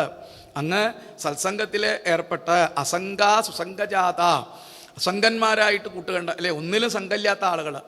എപ്പോഴും കൂട്ടുകെട്ടുമ്പോൾ, നമുക്ക് കൂട്ടുകെട്ടുണ്ടാവുമ്പോൾ ആ വ്യക്തികൾ ഏത് തരത്തിൽ പെട്ട ആളാണെന്ന് നമ്മൾ തിരഞ്ഞെടുക്കാനായിട്ട് നമുക്ക് പറ്റണം. വിഷയങ്ങളാണെന്ന് ചോദിച്ചാൽ നമ്മൾ അതിൽ നിന്ന് രക്ഷപ്പെടാനായിട്ട് പറ്റണം. നല്ല സജ്ജനങ്ങളെ കണ്ടുമുട്ടണം. ഇവിടെ അതിനൊരു അവസരം ഉണ്ടാവണം എന്നാണ്. ഇതുപോലെ ആശ്രമങ്ങളൊക്കെ ഉണ്ടെങ്കിൽ എത്രയോ ഗുണമാണെന്നാണ് അവിടെ അല്ലേ. എത്രയോ കുട്ടികൾ നേരത്തെ തന്നെ ആധ്യാത്മികമായിട്ട് അവർക്ക് വളർന്നു വരാനായിട്ട് സാധിക്കും. ഗീത, ഭഗവത്ഗീത മാത്രം പഠിച്ചാൽ മതി എന്നാണ്. ഇനി അത് വേണ്ട, രാമായണം മാത്രം പഠിച്ചാൽ മതി എന്നാണ്. ഇനി അതും വേണ്ട, ഭാഗവതം മാത്രം പഠിച്ചാൽ മതി എന്നാണ്. ഇനി അതൊന്നും വേണ്ട, ഭാഗവതത്തിലെ ഏതെങ്കിലും ഒരു പ്രകരണം നല്ലോണം ഒന്ന് മനസ്സിലാക്കിയാൽ മതിയാണ്. ഭാഗവതത്തിലെ ആത്മദേവൻ ദശമസ്യ പാടാൽ എന്നാണ്. ആത്മദേവൻ രക്ഷപ്പെടുന്നത് ദശമസ്കന്ധ മാത്രം 90 അധ്യായങ്ങൾ വായിച്ചിട്ടാണ്. ഗോകർണൻ്റെയും അതുപോലെ ഇവരുടെയൊക്കെ അച്ഛനായിരിക്കുന്ന ആത്മദേവൻ എന്ന് പറഞ്ഞ ബ്രാഹ്മണൻ രക്ഷപ്രാപിക്കുന്നത്, ഈശ്വരനെ ഭജിക്കുന്നത്. ശ്രീകൃഷ്ണൻ്റെ കഥകൾ അതാണ്. ശ്രീകൃഷ്ണൻ്റെ കഥകൾ ധാരാളം ഇങ്ങനെ കേട്ടുകൊണ്ടിരിക്കുക, പിന്നെയും പിന്നെയും പിന്നെയും കേട്ടുകൊണ്ടിരിക്കുക എന്നാണ്. മൊബൈലിൽ ചാർജ് കഴിഞ്ഞാൽ വീണ്ടും കുത്തിവെക്കുന്നത് പോലെ കേട്ടത് തന്നെ വീണ്ടും കേട്ട് കേട്ട് കേട്ട് കേട്ട് നമ്മൾ ചിന്തിക്കുമ്പോഴും നടക്കുമ്പോഴും യജ്ഞായ ധർമ്മപദയേ നാരായണായ ഹരയേ നമഃ ഇത്യുദാരം ഇങ്ങനെ ജപിച്ച് നടക്കാനായിട്ട് നമുക്ക് പറ്റണം. അങ്ങനെ ജപിച്ച് അപ്പോഴും നമുക്ക് ചിലപ്പോൾ ഒരു അഹങ്കാരം വന്ന് കയറാം. ഞാൻ എപ്പോഴും ഭാഗവതം വായിക്കുന്ന ആളാണ്, ഞാൻ എപ്പോഴും നാമം ചെല്ലണ ആളാണ് എന്നൊരു അഹങ്കാരം. അതും വരാൻ പാടില്ല. അതാണ്, അങ്ങനെയും വരാൻ പാടില്ല. ഇതൊക്കെ ഉണ്ട്, ഞാൻ ഭാഗവതം വായിക്കുന്ന ആളാണ്, നാമജപിക്കൽ. ഇങ്ങനെ ആ മനസ്സിൽ ഉറച്ച ഒരു ഭക്തിയായിട്ട് ഇടയ്ക്കിടയ്ക്ക് ഇങ്ങനെ ജപിക്കുന്ന നാരായണായ ഹരയേ, ഹരിക്കായിക്കൊണ്ട് നമസ്കാരം, നാരായണനായിക്കൊണ്ട് നമസ്കാരം. അങ്ങനെയുള്ള നാമങ്ങൾ, കീർത്തനങ്ങൾ ജപിക്കാനായിട്ട് പറ്റണം. കീർത്തിക്കുക, മറ്റുള്ളവരെ കൊണ്ട് ചൊല്ലിപ്പിക്കുക, മറ്റുള്ളവർക്ക് കേൾപ്പിക്കുക, ഹരികഥകൾ ധാരാളം പറയുക. ഹരികഥകൾ അറിയുമെന്ന് വിചാരിച്ചാൽ മറ്റുള്ളവർക്ക് പറഞ്ഞു കൊടുക്കുക. ഇനി കേൾക്കണ ആൾക്ക് ഈ കഥകളൊക്കെ അറിയാം അല്ലേ, എന്നാലോ കേട്ടിരിക്കുക എന്നാണ്. ശൃണോതി, ഭാഗവതത്തിന് മാത്രം കൊടുക്കുന്നൊരു പ്രത്യേകതയാണ്. ഭാഗവതത്തിലെ ഓരോ പ്രകരണത്തിൻ്റെ അവസാനം ഭാഗവത ഒരു പുസ്തകം മേടിച്ച് വായിച്ച് പഠിക്കുമെന്നല്ല പറഞ്ഞിരിക്കുന്നത് എന്നാണ് അല്ലേ. ശൃണോതി എന്നാണ്. ആരാണോ ഈ കഥകളൊക്കെ കേൾക്കുന്നത് അവർക്കാണ് ഏറ്റവും കൂടുതൽ ഗുണം കിട്ടുക. പരീക്ഷത്തിന് എങ്ങനെയാ, പരീക്ഷിത് ഭാഗവതം കയ്യിൽ വെച്ചിട്ടുണ്ടായില്ല എന്നാണ് അല്ലേ. ശിശുക ബ്രഹ്മർഷിയുടെ മുഖത്ത് നിന്ന് കേട്ടിട്ടാണ് അദ്ദേഹത്തിന് മോക്ഷപ്രാപ്തിയിലേക്ക് എത്താൻ പറ്റിയത്. അതാണ്. പരീക്ഷത്തിന് ജീവിതം അവസാനിച്ചു എന്ന് മനസ്സിലായപ്പോൾ അദ്ദേഹം പിന്നെ എന്ത് തീരുമാനിച്ചു? ഈശ്വരവചനത്തിന്. കാരണം അദ്ദേഹത്തിന് അങ്ങനെ ചില സത്സംഗങ്ങളൊക്കെ ഉണ്ടായിരുന്നുകൊണ്ട് അദ്ദേഹത്തിൻ്റെ മനസ്സങ്ങോട്ട് പോയി. നമുക്ക് രോഗങ്ങളൊക്കെ വന്നു, ഇനി രക്ഷയില്ല, കൊണ്ടുപോക്കോളൂ എന്നൊക്കെ പറഞ്ഞു കഴിഞ്ഞാൽ പിന്നെ നമ്മളെന്താ പരിഭ്രമിക്കുന്നതാണ് അല്ലേ. എന്നാണ് മരണം വരണേ എന്ന് വിചാരിച്ചുകൊണ്ട് അത് ചെയ്യണം ഇത് ചെയ്യണം എന്നാണ്. നല്ല നല്ല നാമങ്ങളൊക്കെ ജപിച്ച് ആ ഭഗവാന്റെ പാദത്തിലേക്ക് എത്താൻ എന്താണ് വഴി എന്നാണ് നമ്മൾ ചിന്തിക്കുന്നത് എന്നാണ്. ശരീരമല്ല ആത്മാവാണ് എന്നുള്ള ബോധത്തിലേക്ക് ഉയരണം. അങ്ങനെ ഉയരണമെങ്കിൽ ഈ മനുഷ്യ ശരീരത്തിലിരുന്നു കൊണ്ട് ധാരാളം നാമം ജപിച്ച് ഈ കണ്ഠശുദ്ധിയൊക്കെ നല്ലോണം വരണതാണ്. നമുക്ക് എപ്പോഴും നാമം ജപിക്കണം. ആ നാമവും നാമിയും ഒന്നായിട്ട് തീരുന്ന അവസ്ഥ, അതിലേക്ക് എത്താനായിട്ട് ഭരതയോഗിയെ പോലെ ഇനിയും ഭാഗവതത്തിലെ അനവധി പ്രകരണങ്ങൾ ഉപദേശിച്ചു കൊടുക്കേണ്ടതാണ്. ലക്ഷ്യം എന്താണെന്നറിയോ? ലക്ഷ്യം ഈശ്വര സാക്ഷാത്കാരം. ഭഗവാന്റെ കഥകളിലൊക്കെ ഏറ്റവും പ്രധാനപ്പെട്ട ലക്ഷ്യം എന്താണെന്ന് വിചാരിച്ചാൽ ഈശ്വര സാക്ഷാത്കാരം എന്നാണ്. അത് ഏത് കഥ വേണമെങ്കിൽ നമുക്ക് തിരഞ്ഞെടുക്കാം. ഏത് പുരാണത്തിലുണ്ട്. ഏത് പുരാണങ്ങൾ നോക്കിക്കഴിഞ്ഞാലും അതിലൊക്കെയുണ്ട്. പക്ഷെ അതിൽ പ്രാധാന്യം വന്നത് ശ്രീകൃഷ്ണ കഥകൾക്കാണ്. കാരണം ശ്രീകൃഷ്ണ കഥകൾ കേൾക്കുമ്പോൾ തദേവ രമ്യം രുചിരം നവം നവം തദേവ ശശ്വൽ മനസോ മഹോത്സവം തദേവ ചോകാർണവശോഷണം നൃണാം യദൂത്തമ ശ്ലോക യശോനുഗീയതേ. നവം നവം ഇന്ന് കഴിഞ്ഞ പ്രാവശ്യം കേട്ട ആളുകളാണ് ഇവിടെ ഇരിക്കണേന്നാണ് അല്ലേ. ഭാഗവത കഥകൾ പിന്നെയും പുതിയതായിട്ട് തോന്നുകയാണ് ഭഗവാന്റെ കഥകൾ. അത് ഭാഗവത്തിൻ്റെ ഒരു പ്രത്യേകതയാണ്. കർണത്തിന് ചെവിക്ക് വളരെ മനോഹരമായിട്ട് തീരും ഭഗവാന്റെ കഥകൾ കേൾക്കുമ്പോൾ. തദേവ രമ്യം രുചിരം നവം നവം. അത് ഭാഗവത്തിന് മാത്രമേ ഉള്ളൂ. രുചിക്കും തോറും വീണ്ടും സ്വാദ് കൂടി വരുന്നത് ഭാഗവത്തിന് മാത്രമേ ഉള്ളൂ. ബാക്കി ഒരു കഥകൾക്കുള്ളൂ. സിനിമയ്ക്കുണ്ടോ അങ്ങനെ? അല്ലെങ്കിൽ മറ്റേതെങ്കിലും ഉണ്ടോ? എത്ര വലിയ സിനിമയിൽ എത്ര പ്രാവശ്യം കാണും? കേമള്ള സിനിമയിലും 100 കോടി സമ്പാദിച്ച സിനിമയായാലും വിരോധമില്ല അല്ലേ. 1-2 പ്രാവശ്യം വേണമെങ്കിൽ നിന്നാണ്. അത് കഴിഞ്ഞാൽ പിന്നെ എന്താ, അതൊക്കെ ഞാൻ കണ്ടു തള്ളിയതാണ് എന്നാണ് അല്ലേ. ഇനി പുസ്തകങ്ങൾ നോക്കൂ. എത്ര വലിയ നോവലിസ്റ്റ് കേമന്മാർ എഴുതിയ കഥകളായാലും എത്ര പ്രാവശ്യം വായിച്ചവരുണ്ടാവും അല്ലേ. വായിച്ച് തള്ളി എന്നാണ് പറയാനാണ്. ഭാഗവതം അങ്ങനെ വായിച്ച് തള്ളി എന്ന് കേട്ടിട്ടുണ്ടോ? ഇല്ല. അതാണ് ഭാഗവതം വായിച്ച് കൊള്ളാനുള്ളതാണ് എന്നാണ്. അത് രുചിക്കും തോറും പഠിക്കും തോറും രുചി രുചി രുചി രുചി എന്നാണ്. രുചി കൂടി വരും. ഇനിയും വേണം ഇനിയും വേണം ഇനിയും വേണം എന്നുള്ള ഭാവം വരും. ഭാഗവതം രുചിച്ച് വായിക്കുന്ന ആളുകൾ നോക്കൂ. അവർക്ക് വെളിച്ചായി കഴിഞ്ഞാൽ പിന്നെ അവിടെ ഇരിക്കാനൊന്നും പറ്റില്ല അവർക്ക് അല്ലേ. എവിടെയാ സത്രം നടക്കണമെന്ന് വെച്ചാൽ ഓടുക എന്നാണ്. അവിടെയൊക്കെ വെളിച്ചാകുമ്പോഴേക്കും അവിടെ ചെന്നിരിക്കുക എന്നാണ് സംഗതി. കഴിഞ്ഞ പ്രഭാഷണത്തിൽ കേട്ടതാണെങ്കിലും കഴിഞ്ഞ തൊട്ടടുത്ത അമ്പലത്തിലുള്ളപ്പോൾ കേട്ട കഥകളാണെങ്കിലും അത് കേൾക്കാൻ ഓടിച്ചെന്ന് അവിടെ ഇരിക്കും. തദേവ രമ്യം രുചിരം നവം നവം തദേവ ശശ്വൽ മനസോ മഹോത്സവം. മനസ്സിനൊരു ആനന്ദം കൂടെ കിട്ടുന്നതാണ്, ഉയർച്ച ഉണ്ടാവുന്നതാണ് എന്നാണ്. ഗൃഹത്തിലിരുന്നു കൊണ്ട് ഭരതയോഗി പറഞ്ഞ പോലെ ഗൃഹത്തിലിരുന്നാൽ ആ ഉത്സവം കിട്ടില്ല, ആ ആനന്ദം കിട്ടില്ല. വീട്ടിലിരുന്നാണ് ആനന്ദം കിട്ടാണ്ടാകുമ്പോൾ ഗൃഹസ്ഥൻ എന്താ അവിടെ ഇരുന്ന് പറയാറ്? കൃത്യതി. നേരത്തെ പറഞ്ഞു ദേഷ്യപ്പെട്ട് കഴിഞ്ഞാൽ അല്ലേ. ഈ വീട്ടിൽ നിന്നൊന്ന് കടന്നു പോയാൽ സ്വസ്ഥത കിട്ടും എന്നാണ് പറയാറ് ഗൃഹസ്ഥനാണ്. അപ്പൊ അറിഞ്ഞുകൊണ്ട് തന്നെയാണ് എവിടെ ഇരിക്കുന്നത്. ഗൃഹസ്ഥാശ്രമത്തിൽ ഇരുന്നാൽ സ്വസ്ഥത കിട്ടില്ല എന്നതാണ്. പക്ഷേ സത്സംഗമുള്ളതായിരിക്കുന്ന അമൃത കുടുംബം എന്നാണ് അതിനെ പറയാം. സത്സംഗം, ഭാര്യയും ഭർത്താവും കുട്ടികളൊക്കെ അല്ലേ. സ്വാമിജിയെ പോലെയുള്ള മഹാന്മാരുടെ ശിക്ഷണത്തിലൊക്കെ ഗീതയൊക്കെ പഠിച്ച് ഭാഗവതമൊക്കെ പഠിച്ച് ഒരുമിച്ച് നാമം ജപിച്ചിരിക്കുന്ന ഒരു അമൃത കുടുംബത്തെ പറ്റി നമ്മളൊന്ന് ആലോചിച്ച് നോക്കൂ. എന്തുകൊണ്ട് അങ്ങനെ ഒരു അമൃത കുടുംബം നമുക്ക് വളർത്തി കൊണ്ടുവന്നൂടാ? എല്ലാം നമ്മുടെ കയ്യിലുണ്ട് എന്നാണ്. എല്ലാം നമ്മുടെ കയ്യിലുണ്ട്. വെണ്ണ നമ്മുടെ കയ്യിലുണ്ട്. പക്ഷേ അത് ഒരിക്കൽ നെയ്യാവുന്ന അറിയാതെ നമ്മൾ ഓടി നടക്കുകയാണെന്നാണ്. കലികാലത്തെ ഏറ്റവും സുഖസൗകര്യങ്ങളാണെന്നാണ് മറ്റു യുഗത്തിനേക്കാളൊക്കെ. എപ്പോഴും ഏതും പെട്ടെന്ന് തന്നെ നമുക്ക് സാധിക്കാൻ പറ്റുന്നതാണിത്. അങ്ങനെ അതുപോലെ മനസ്സിന് ഉത്സവം കൊടുക്കുന്ന ഗൃഹസ്ഥാശ്രമത്തിൽ ഇരിക്കുമ്പോഴും നാമം ജപിച്ച് കൂട്ടുകെട്ടുകളെ നേരത്തെ പറഞ്ഞ പോലെ ചീവിയുടെ കൂമൻ 2 കഥകളെ പറയും. ചീവിയുടെ എന്ന് പറഞ്ഞാൽ എന്താ അല്ലേ, ചെവിയുടെ കൂടെ തുളഞ്ഞു കയറും എന്നാണ്, അങ്ങനെയുള്ളതായിരിക്കുന്നു എന്നാണ്. അങ്ങനെയുള്ള ദുർജനങ്ങളെ ഗൃഹസ്ഥാശ്രമത്തിൽ മാറ്റി നിർത്തിക്കൊണ്ട് നല്ലൊരു കുടുംബ വ്യവസ്ഥ ഉണ്ടാക്കാൻ നമ്മൾ ശ്രമിക്കണം എന്നാണ്. ആദ്യം വ്യക്തികൾ നന്നാവണം. വ്യക്തിത്വ ക്ലാസ്സുകളൊക്കെയാണ്. ആദ്യം വ്യക്തികൾ നന്നാവണം, വ്യക്തികളിലൂടെ കുടുംബം നന്നാവണം, കുടുംബത്തിലൂടെ സമൂഹം നന്നാവണം, സമൂഹത്തിലൂടെ നല്ലൊരു രാഷ്ട്രം നമുക്ക് സ്വപ്നം കാണാനായിട്ട് പറ്റണം. ഇപ്പോൾ സ്വപ്നം കാണല്ല, രാഷ്ട്രത്തെ നമ്മൾ അതുപോലെ കാണണമെന്നാണ്. പെറ്റമ്മയെ പോലെ ഞാൻ ജനിച്ച ഭൂമിയെ, ആ മണ്ണിനെ നമ്മൾ സ്നേഹിക്കണം. ഇങ്ങനെ തുടങ്ങിയ നമുക്ക് നല്ല സാത്വികമായ ഉപദേശങ്ങൾ തന്ന് കൊണ്ടിരിക്കുന്നതാണ് ശ്രീമദ് ഭാഗവതം എന്നാണ്. വെറും വാച്യാർത്ഥങ്ങൾ തന്നെയല്ല. പണ്ഡിറ്റ് ഗോപാലൻ നായരുടെ പുസ്തകം മേടിച്ചു കഴിഞ്ഞാൽ അതിൻ്റെ ഗുണങ്ങളും അർത്ഥങ്ങളും അതുപോലെ മറ്റ് ഒരുപാട് ആളുകൾ വിവർത്തനങ്ങളുണ്ട് എന്നാണ്. വാച്യാർത്ഥങ്ങൾ തന്നെയല്ല, അതിൽ സൂക്ഷ്മാർത്ഥങ്ങളുണ്ട് എന്നാണ്. അതൊരു ഗുരുനാഥൻ്റെ മുഖത്തിനേ കിട്ടുള്ളൂ. ഇന്നന്ന ഉപദേശങ്ങൾ ഇന്നന്ന വിധത്തിലാണ് നമുക്ക് ഒരു ഗുരുനാഥൻ്റെ മുഖത്ത് നമുക്ക് അറിയാൻ പറ്റും. അതുകൊണ്ടാണ് തസ്മാൽ ഗുരും, ആദ്യം തന്നെ ഗുരുനാഥനെ ചെന്ന് പ്രാപിക്കുക, ഗുരുനാഥൻ്റെ ഉപദേശം നമ്മൾ സ്വീകരിക്കാൻ തയ്യാറാവുക, ഗുരുനാഥനെ ഈശ്വരനെ പോലെ കാണാനായിട്ട് നമുക്ക് സാധിക്കുക. ഇങ്ങനെ തുടങ്ങിയതായിരിക്കുന്ന ഉപദേശങ്ങൾ കൊടുക്കുന്നതാണ്.